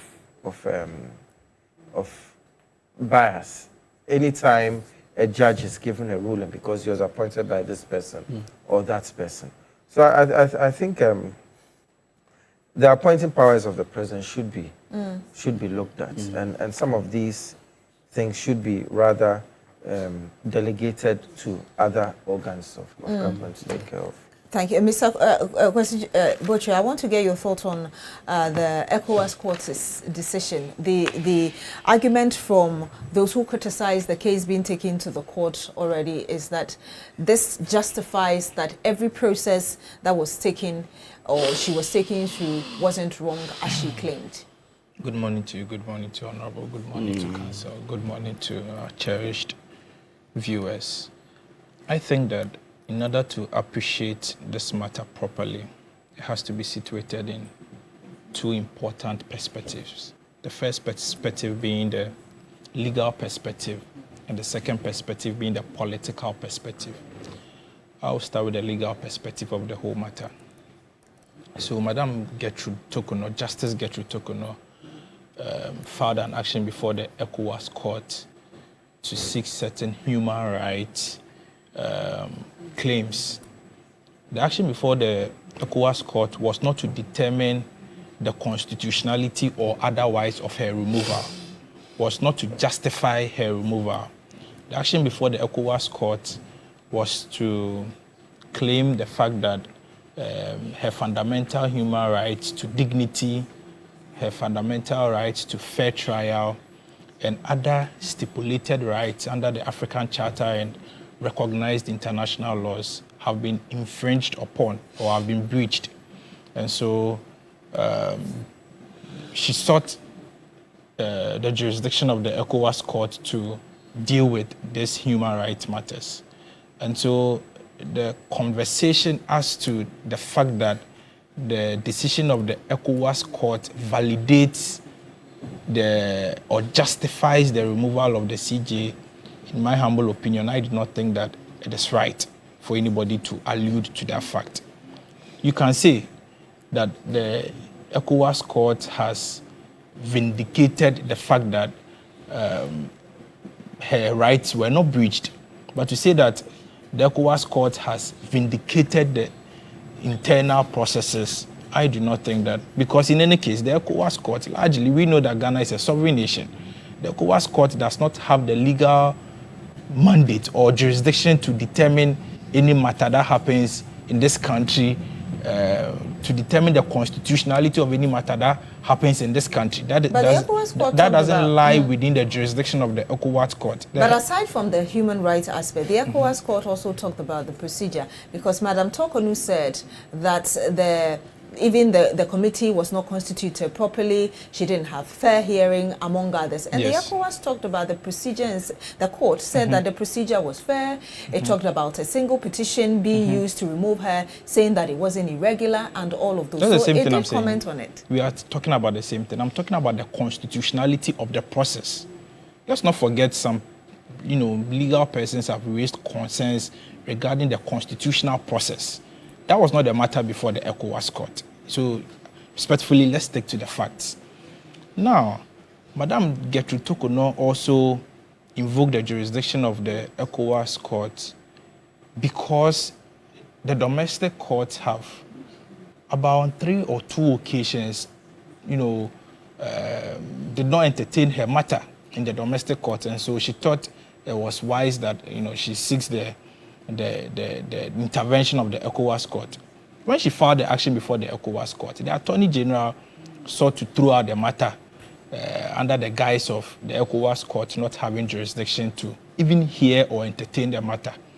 But the ECOWAS court disagreed with the Attorney General and decided to hear the merits of the matter. I will not go into the details of the matter, particularly because the complement of the full ruling is not yet out. And so I do not know the reasons or the ratio behind the decision of the court. I would not want to jump the gun to say that the court decision is legally sound or not.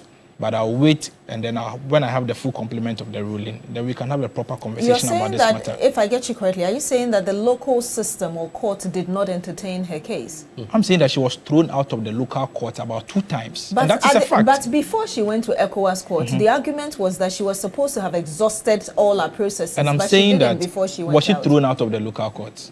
But if you're making your argument, no, I'm asking a question. You can educate me if I'm wrong. Was she thrown out of the local court? When you present a case to court, the court looks at the merits, and it can choose to either retain what you've brought or throw it out. Absolutely. But if I'm saying she was thrown out. Yes, if the court throws you out, are you trying to say that it was just the court's decision not to entertain her case rather than you are mixing what I said. I said when she filed the action before the ECOWAS court, it was the case of the Attorney General that the ECOWAS court should not even entertain her matter. Okay. And then I came down to say that she was thrown out of the local court twice. And that is a fact. That is a fact. Now, considering the political perspective of this matter, on my way here, I was listening to you. You really mentioned that the removal of Justice Gertrude Tokuno was a political promise. Nobody can run away from that fact. So forgive me. What I'm trying to say is that before you go to the political arguments bit, what I'm saying is if you go to court and you don't have what you have to present, the court will obviously throw out your case. We've heard Andy Apia Kubi complaining about how he doesn't think that the court is serving him right in his case with Wuntumi. So I'm trying to let you know that the name of the game is evident. You don't agree with that as a lawyer? You see, what you are saying, what you are saying is not different from what I said. No. The point I'm making is that Madam Gertrude Tokuno went to the domestic court and she was thrown out of court. Is it not the same thing as what you are saying? No. When you go to court, it's either you succeed or you don't succeed. There is no middle ground. The understanding I'm getting and the point is that she was thrown out of court. Your understanding is different from what I'm saying, respectfully. So you're not and so if you allow me to make my point, I'm sure we would have a very good conversation. I'll let you come in. You're not saying that she was thrown out because of whatever reasons other than evidence. That's I am saying that she was thrown out of court. Whatever interpretation you put to it, it's up to you. But the point I'm making is that she was thrown out of court. And it is a fact that she was thrown out of court. Now, considering the political perspective of this matter, like I was saying, when the NDC were in opposition, one of their major political promises was to overhaul the judiciary by sacking the Chief Justice.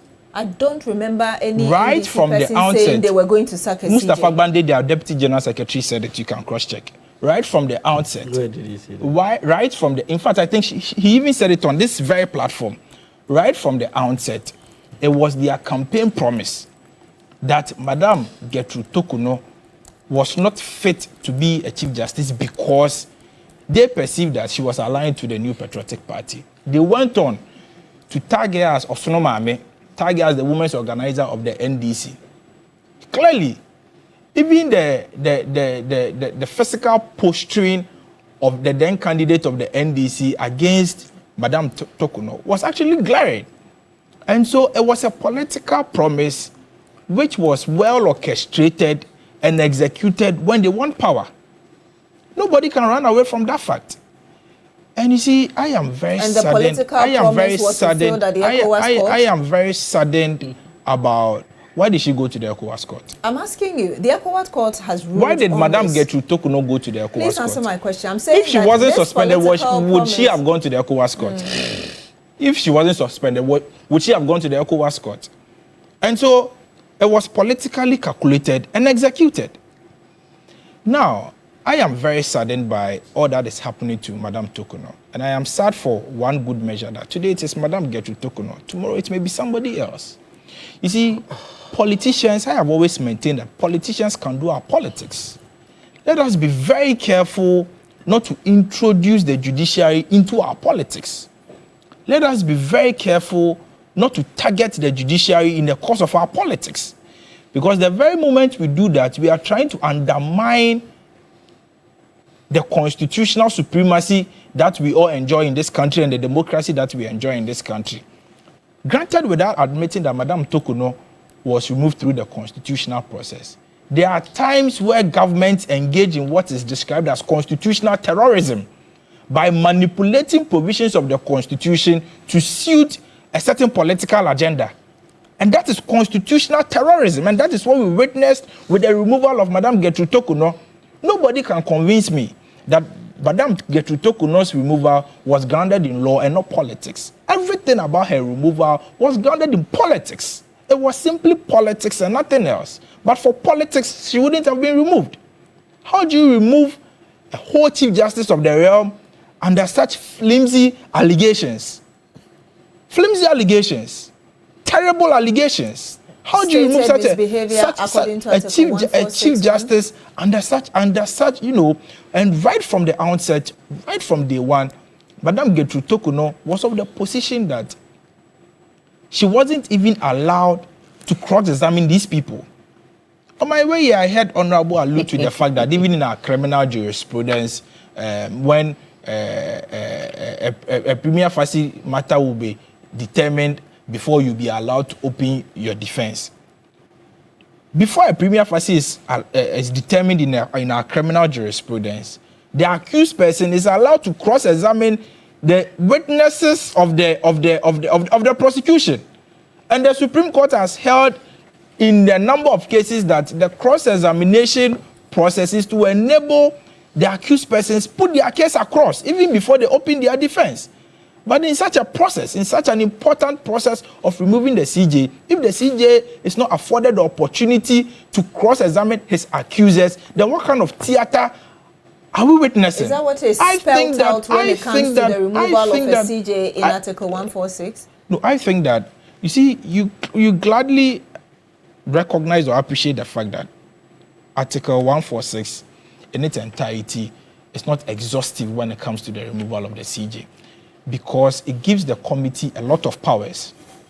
And that is why I was of the position that if you look at Article 146, if you look at the wording correctly, then a regulation ought to have been provided to guide the affairs of the committee. But because the committee properly constituted is a quasi-judicial committee determining on that has the mandate to determine both fact and law, and therefore there ought to have been a regulation to guide and steer the affairs of the committee. But prior to this is what Article 146 spelled out for absolutely. us, and that's what was used. And I'm saying that as part of natural justice, as part of the processes of seeking the truth, as part of the processes of accountability, as part of the processes of transparency and fairness, it is only sound and right and reasonable that an accused person or a person accused of committing stated misbehaviors is allowed to cross-examine his accusers.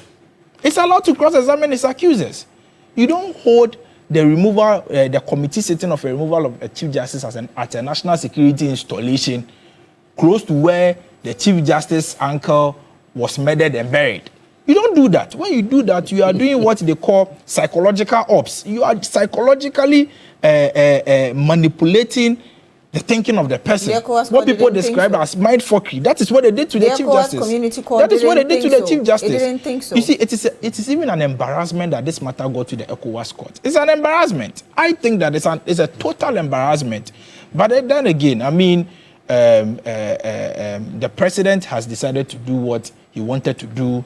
The Chief Justice has been removed. Whatever conversation we have here, the Chief Justice will not be reinstated. And so I think that it is an embarrassment to our democracy.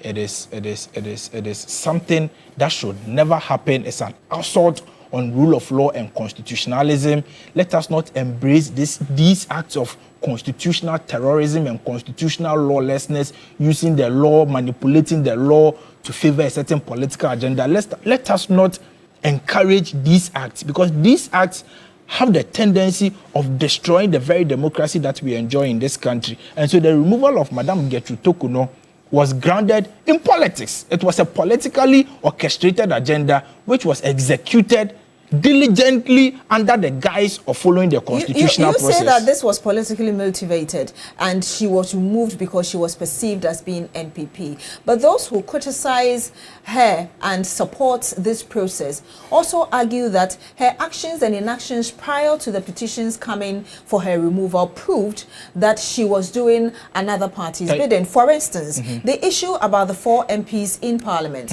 when the Speaker ruled that as long as per Article 97(1) G, among others, they had declared their intentions plus all the other details that came with it, they had vacated their position. Even before Parliament could have the opportunity to fully exhaust this process, as you're aware, Apenyomake, now the minority leader, had taken the case to court.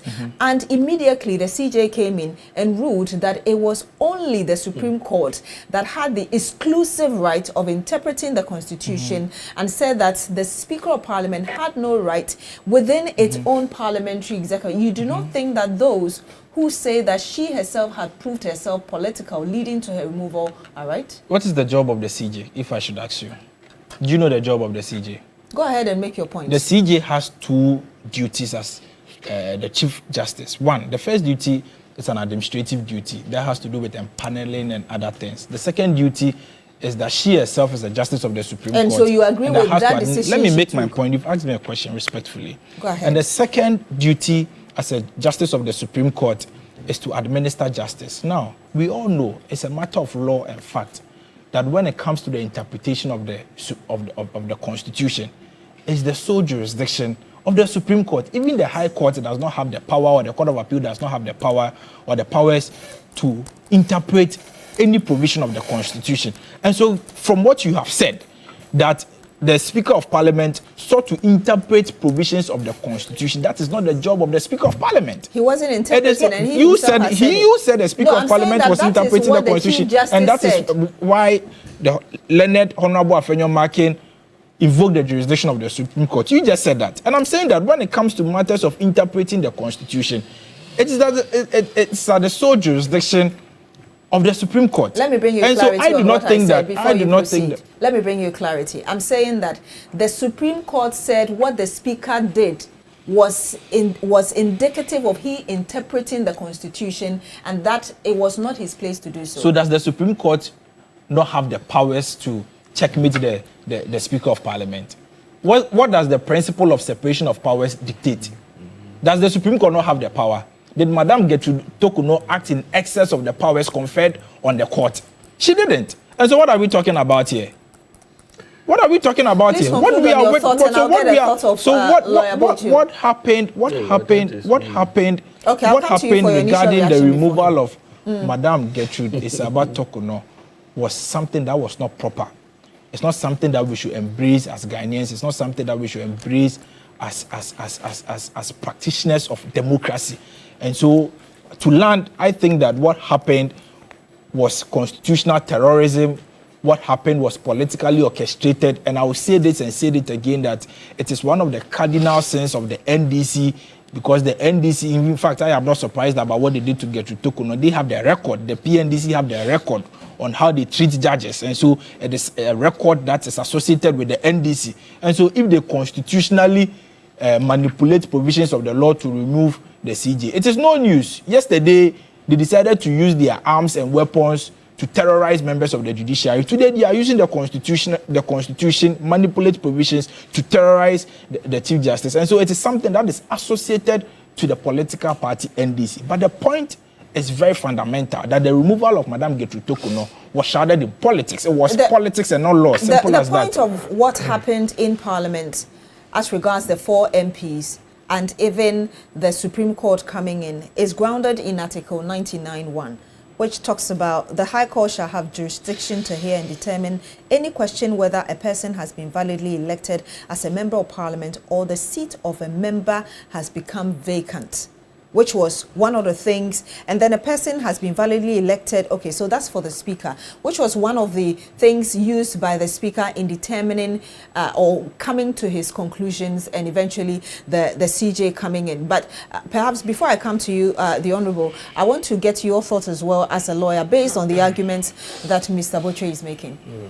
Well, I would say, I think it is unfair to describe, I'm not a member of the MPP, but I think it's unfair to describe the Chief Justice as the women's organizer of the NPP. Because for anybody to ascend to the Supreme Court or the bench at all, it's a rigorous process. And I don't think any of the Supreme Court judges is political or will take any decision in favor of this party or the other. Because their rulings are even given in public and are subject to scrutiny. But that is not to say that the court cannot get the law wrong at times. Because the Supreme Court itself has what you call the review jurisdiction, which means that the Supreme Court can take a decision against you. And when you are dissatisfied, you come back to the same Supreme Court. And this time, it's a larger panel. Most of the time, the panel is 5. There's a larger panel of 7 who review the decision and decide. They can decide that, okay, we erred, so we are going to reverse the decision we took against you. So if you're going to hold it against the Article 99(1), then I will say that you may be right. I have not done comparative analysis. I have not, but I'm saying that it is still open to anyone to have gone for a review on that decision based on Article 99(1). But I think to target as being a political decision on the part of the Chief Justice is a no-no, because I have done a few cases before the Supreme Court. There are times when my case has been heard early. There are times when my case has been heard late. In the beginning, you could choose your case, but the court was being inundated with a lot of cases. So for the sake of case management, they will sift through and say that, okay, this case, it can wait a while. We'll write to you, we'll serve you hearing notice.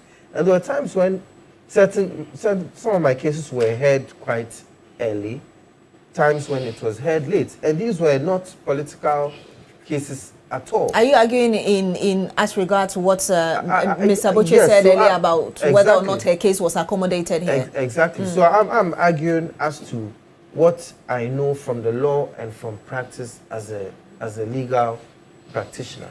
That fixing of dates, we're all subject to it.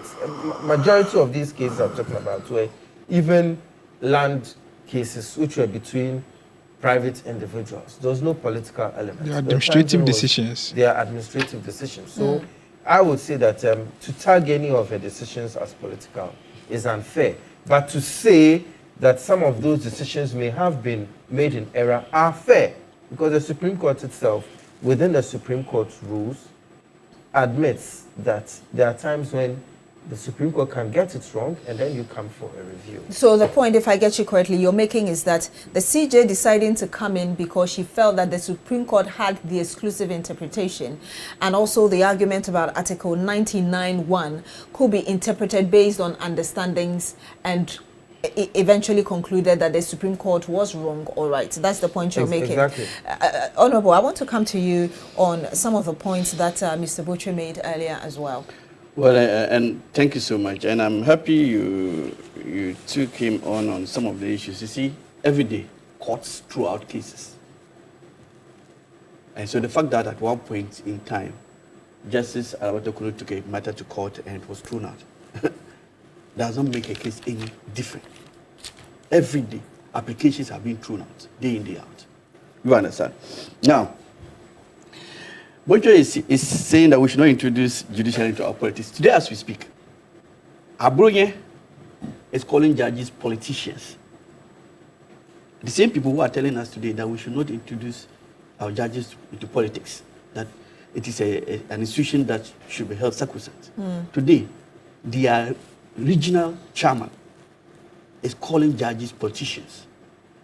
And Afenyo Magen, who is the leader of MPP in Parliament, is calling judges all manner of names and saying he will continue to do that. And so they should look at their conduct towards judges and towards the court before even asking anybody not to introduce politics into the judiciary. Now, if you look at what we were talking about, you see, nobody can say that administrative decisions are sacrosanct. Administrative decisions are also sometimes decisions that can be challenged, and they can also be wrong, and they can be biased. So what we are saying is that she may have exercised her administrative right or administrative power by way of empanel court and listing of cases. But we pointed instances where we are of the opinion that that power she exercised was biased. And listen to me, when a legal scholar by name Mensa Bonsu, everybody here, at least as lawyers, we all know Mensa Bonsu. Mensa Bonsu, listen to what she said about Araba Tokuno. That Tokuno had engaged in, quote, a series of legally untenable acts, stroke decisions, leading up to the elections, which made her political affinity obvious. These are the words of a legal scholar that we all respect, not an NDC person, not a politician. Everybody was pointing to some of the things he was doing. And see, when you are engaged in an act and consistently your attention is being drawn to it, you should not say because you were appointed by MPP, and for that matter, these things that are coming from NDC, they are only saying it because you are not one of them. No, look at what you are doing. If you are not listing cases, you are not listing cases. If your timetable doesn't allow you to list cases, it should not allow you to list cases. But if you can pick and choose as to which cases should be heard and which cases should not be heard, the Richard Sky's sexual rights and family values bill, that matter that was in court, she failed to list this case until after the elections, immediately after the elections. Then she now found space to list that case. A lot of these instances which point to that biased exercise of your administrative power.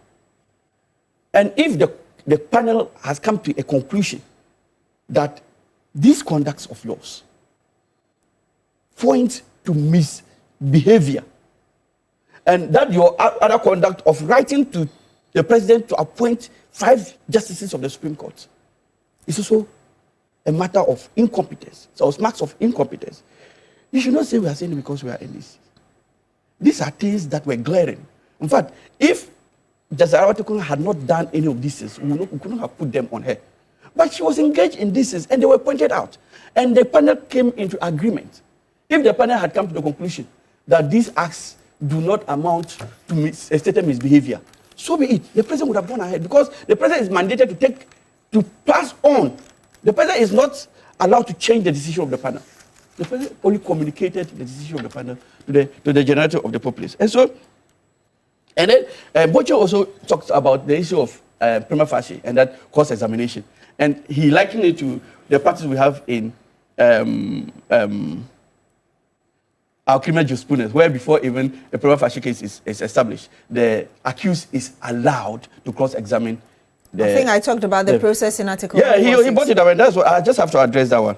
Look, we have the Constitution here. If he can point to us, where in the Constitution does it say, Article 146, that before the establishment of prima facie case, the respondent should cross-examine somebody or responses from the respondent should be received? There's nowhere in Article 146.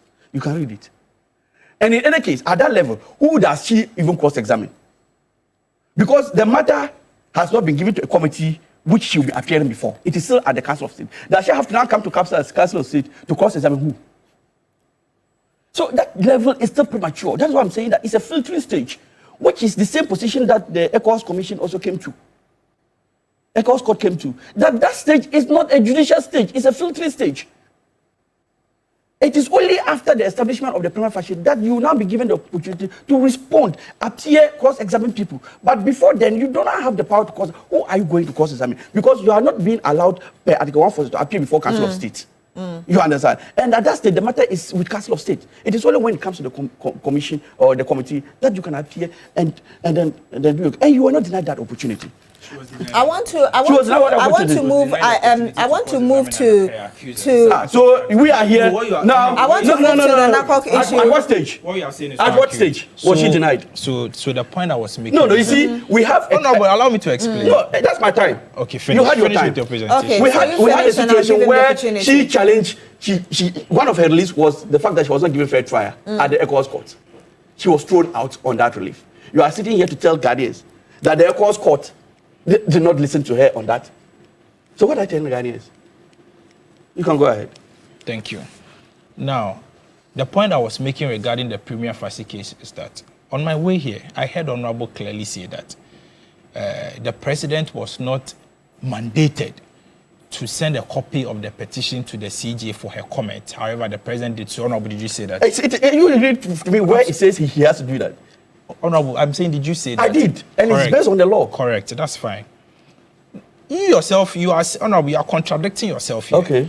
One leg, you say that the president was not mandated by law to do that. Yeah. In another leg, you are saying that the president did that, and that I should show you where in the law that is. If it is not in the law and the president did it, that is unconstitutional. Can't is that not the case? No, it is unconstitutional. No. You are saying it is not in the law, but the president did it. That means the president acted unconstitutional. So you are contradicting yourself. No, but the point I'm making. But the point I'm making is that if you are exercising executive authority or executive power, and you do anything that is not within the confines of the law or within the confines of the power you are exercising, then it means you have acted ultra vires. That is to say, you have acted in excess of the powers conferred upon you as president to to forward the petition to the Council of State to determine the prima facie case. If the law doesn't allow you to send a petition to the accused person or to whoever has been alleged to have committed certain offences, and you do so, you have acted in excess of your power. Now, the point I'm making is that Gertrude Tokuno, Madam Justice Isaba Gertrude Tokuno, has said times without number that during the committee sitting, I am not talking about prior to the establishment of the prima facie case, but during the committee sitting, she wasn't afforded the opportunity to cross-examine her accusers, and that remains a fact. And the Ecowas Court disagree with her. Madam Gertrude Tokuno says that, and that is a fact. Like I'm saying, we are all yet... The Attorney General got evidence of everything. Honorable, have you read the Ecowas Court decision? But have you read thrown it out. They've thrown it out. Have you read it? That bit of it has been thrown out. Have you read it? It's not out. Honorable, the ruling is not out. So to say that the ECOWAS court dealt with it, they have thrown it out. The ECOWAS court, like I'm telling you, the ECOWAS court does not have the jurisdiction to determine the constitutionality or otherwise of the process. About constitutionality. Are you even aware that Madam Tokuno went to the ECOWAS court before her dismissal? Yes. She went to the ECOWAS court. So the matter before the ECOWAS court.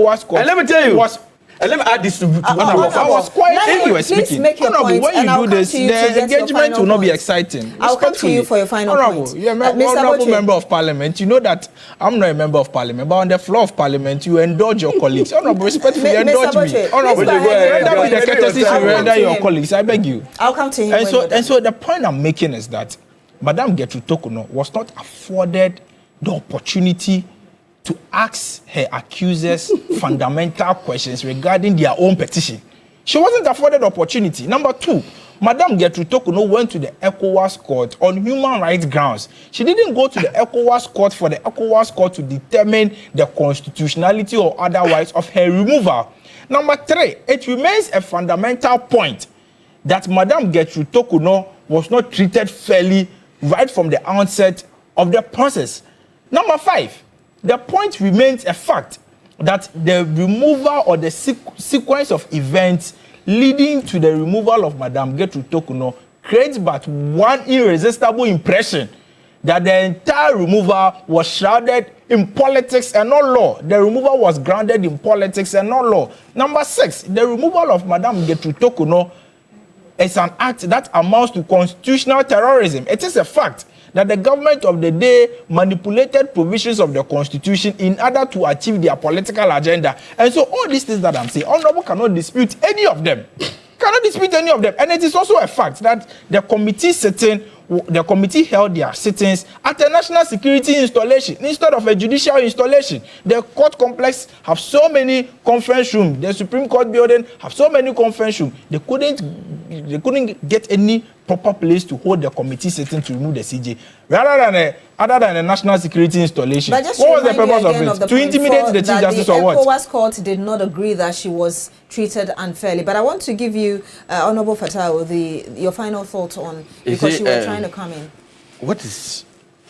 he's confusing himself, because if you tell me that she was not given the right to cross-examine witnesses, and I am telling you that matter was before the ECOWAS court because it amounts to fair hearing per Article 19 of our Constitution. If you are not given the right to cross-examine, that amounts to you not being given what? Fair hearing. No, that could honor. You see that Please, matter. Can I now proceed? Just so I can get you made me make your point. You understand? So now, on the issue of fair hearing, she was thrown out based on the fact that the deputy AG, and let me say a big congrats to Justice Simsai and his state attorneys. The court was of the opinion that the Attorney General produced enough evidence before them to buttress the fact that she was given fair hearing. And what is fair hearing? Look, it's a rule of natural justice. If that does not amount to constitutional interpretation, that amounts to your rights being infringed upon. And so she went there, and you have confirmed that she went there based on the certain rights that she felt were violated. And one of them was the fact that she was not given fair hearing. And it was this case that she took there. And the Supreme and the ECOWAS court agreed with the Attorney General's position, which position came with evidential value that everything they have seen point to the fact that you were given what? The opportunity to cross-examine witnesses. And even that you were meant to call 12 witnesses. And on the issue of the president having acted ultra vires, I don't even know where it's coming from. Look, if the Constitution does not provide that when I'm calling you, I should let you come alone. You understand? And you are going to be questioned. And I just want to give you added benefit. Or the Constitution says, when you are coming, when I'm calling you, I should call you alone. You should not come with somebody. And I just want to give you an added benefit and say that even though the Constitution does not say when you are coming, come with your husband. Just so you are comfortable, I give you that added benefit that come with your husband. The fact that the Constitution does not say you should come with your husband and I have made you come with your husband just because I'm giving you a better environment, better opportunity. That's not mean I'm acting ultra vires. Because the Constitution is saying that you see the Constitution asks us to respect the rule of natural justice. But he's saying that if Article 146, as we see, spelled out, doesn't allow you to cross-examine, being magnanimous could have also breached the law. So what I'm telling you is that the Constitution does not say that at the time of prima facie case, you should be made to cross-examine anybody. That is what I'm telling you. But I have not said that the Constitution has any provision which debars anybody from giving you copies of your petition for you to respond to. There's no, otherwise it would have been, the present action would have been a violation of the Constitution. There's no such provision in the Constitution. Lawyer, let me get your final thoughts on this and we'll wrap up. Okay, me or no, I'm getting. Well, will you give me the opportunity to respond to what Honorable has said? It's just fair. It's just fair. No, it's just fair. No, to clear the matter, Honorable Counsel, respectfully. Please, you have 30 seconds. You have 30 seconds, and because he has the final word. Yes, please go ahead. Just to respond and put the conversation in the proper perspective. Madam Gertrude Tokuno went to the ECOWAS court before her dismissal by the committee. The fair hearing that she alluded to in her claims before the ECOWAS court had to do with the processes leading to her suspension. These are two different things here. I want to respond. There were processes leading to her suspension and processes leading to her dismissal after the hearing of the committee. These are two different things.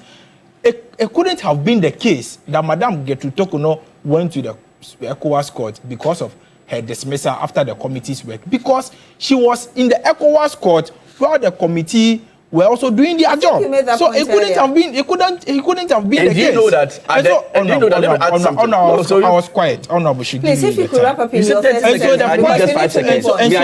And so the point here is that Madam Gertrude Tokuno did not go to the ECOWAS court because of the conclusion of the work of the committee, but she went to the court because of processes, irregular procedural processes leading to her suspension. These are two different things here. But do you know? Are you giving Honorable the time again? Do you know that after the decision of the panel, do you know that Justice Alba Tokuno went back to the ECOWAS court to amend some of her reliefs? Do you know that? Mr. Kwame Nkrumah, I don't know whether Council you are aware of it. Please, he has the floor. It's true. She went to amend her reliefs. Please, you have the floor.